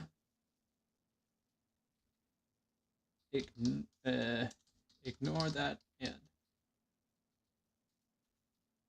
and discard it back into the deck. For the item deck, I should say, the item deck for later. Okay, cool. Let's see. So you encounter some items during play. Now what? Well, you have the ability to collect those items on your character sheet, or ignore that and discard it back into. This is called cycling. Oops, got the cycling through your items. It's called cycling through your items. Let's see. So collecting items. Okay. I should say.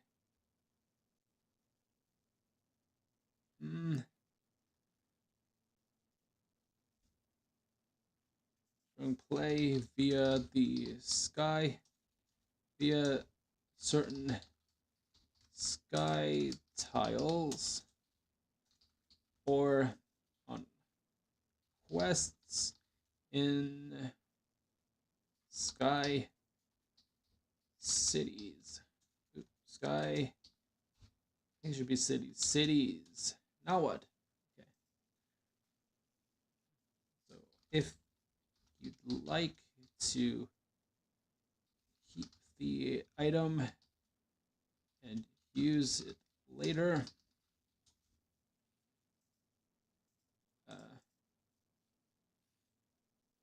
see, you have the ability to collect those. Okay. If you'd like later, set into your obtained items.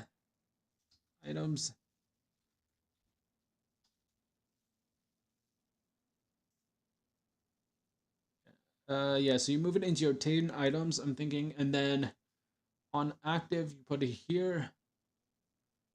I'm not 100% sure where I want to go with the item system yet, but that's what I'm thinking here. So you have, let's say, you have an item that goes in, you collected something, and then now you want to use it. So everyone will start off with 2, so you technically have 1 slot available, unless you activate your other 2 items. So you take that, put it in, you have a 3 slots now. Those are full. I should also mention that. Do I actually mention this here? Oh, well, you have the ability to collect those items that you obtain in your character sheet, or for use later. Or ignore that. Okay, I should also mention you only can have up to 3 obtained items, obtained slash unused items at a time. If at any point you run out of item slots, you are no, I was gonna say you are able to activate an item, but that sounds like you can do it for free. So if at any point you run out of item slots, you must use an item by placing it in the active active area and solve its effects. Say more details in using items.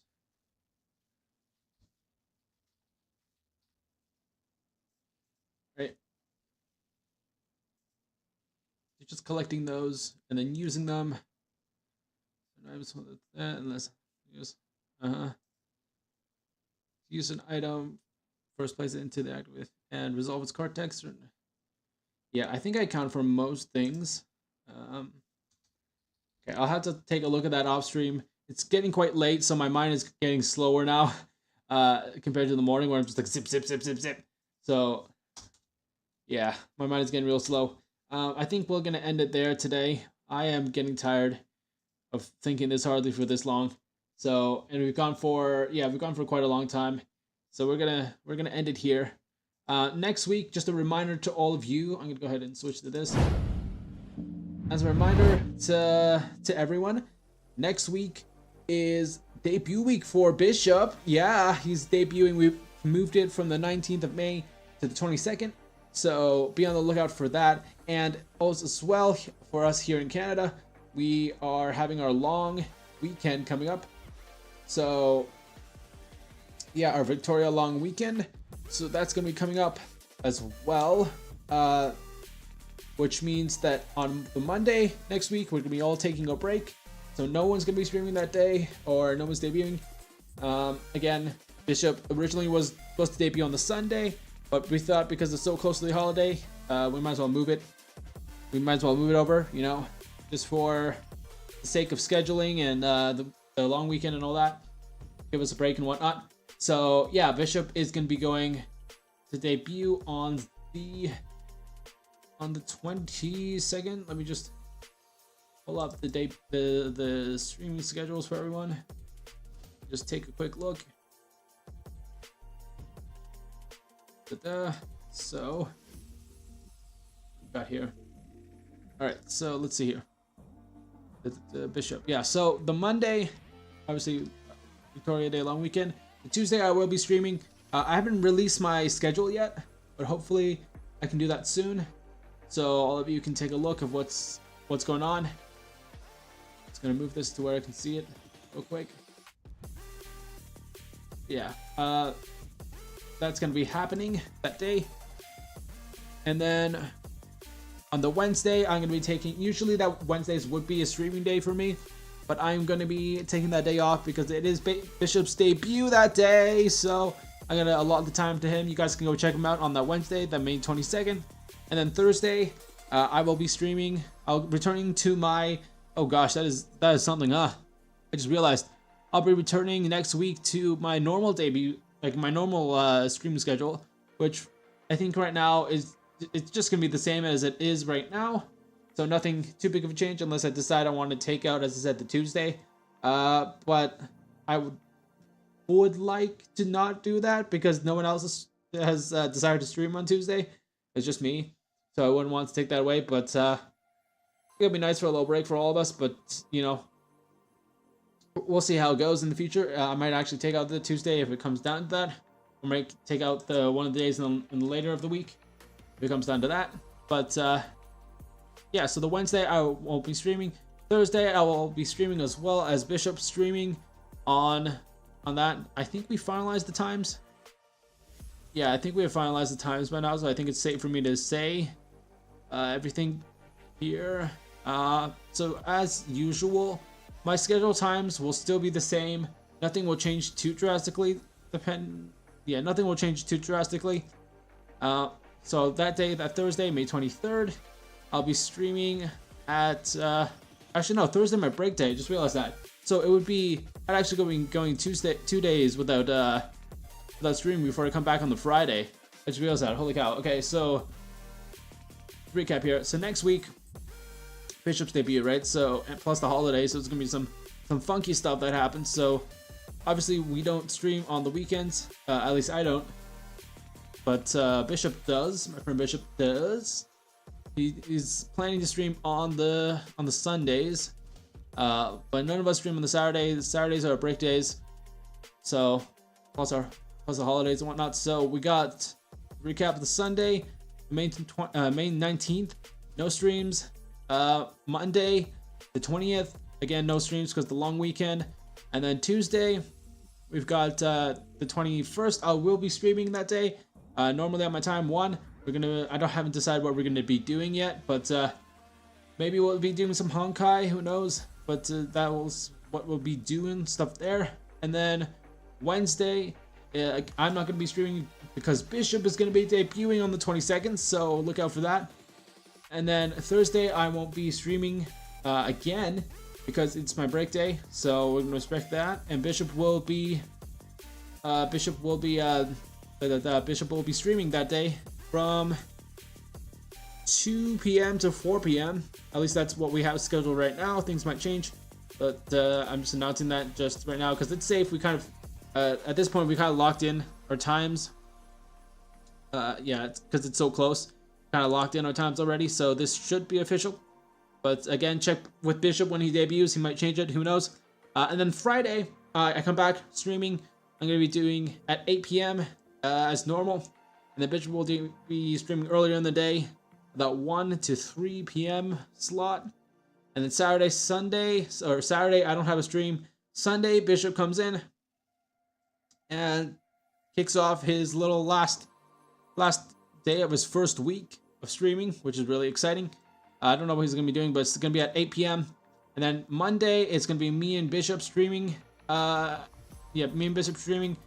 Him taking the earlier time in the day, so 2 to 4. And me taking the later time at 8. And then, and then the rest of the week after that, I'll be coming back to streaming because there's no conflicts or anything. So Tuesday, Wednesday, I'll be streaming. And then Thursday, break day, obviously. Friday, I'm going to come back. All that cool stuff. And then eventually, after those 2 weeks, then it's Crow's debut, my buddy Crow, my good pal. Oh, good pal. Can't wait to introduce you guys to him. But yeah, because of that, Bishop that day won't be having a stream because it conflicts with Crow's debut, so you want to check that out.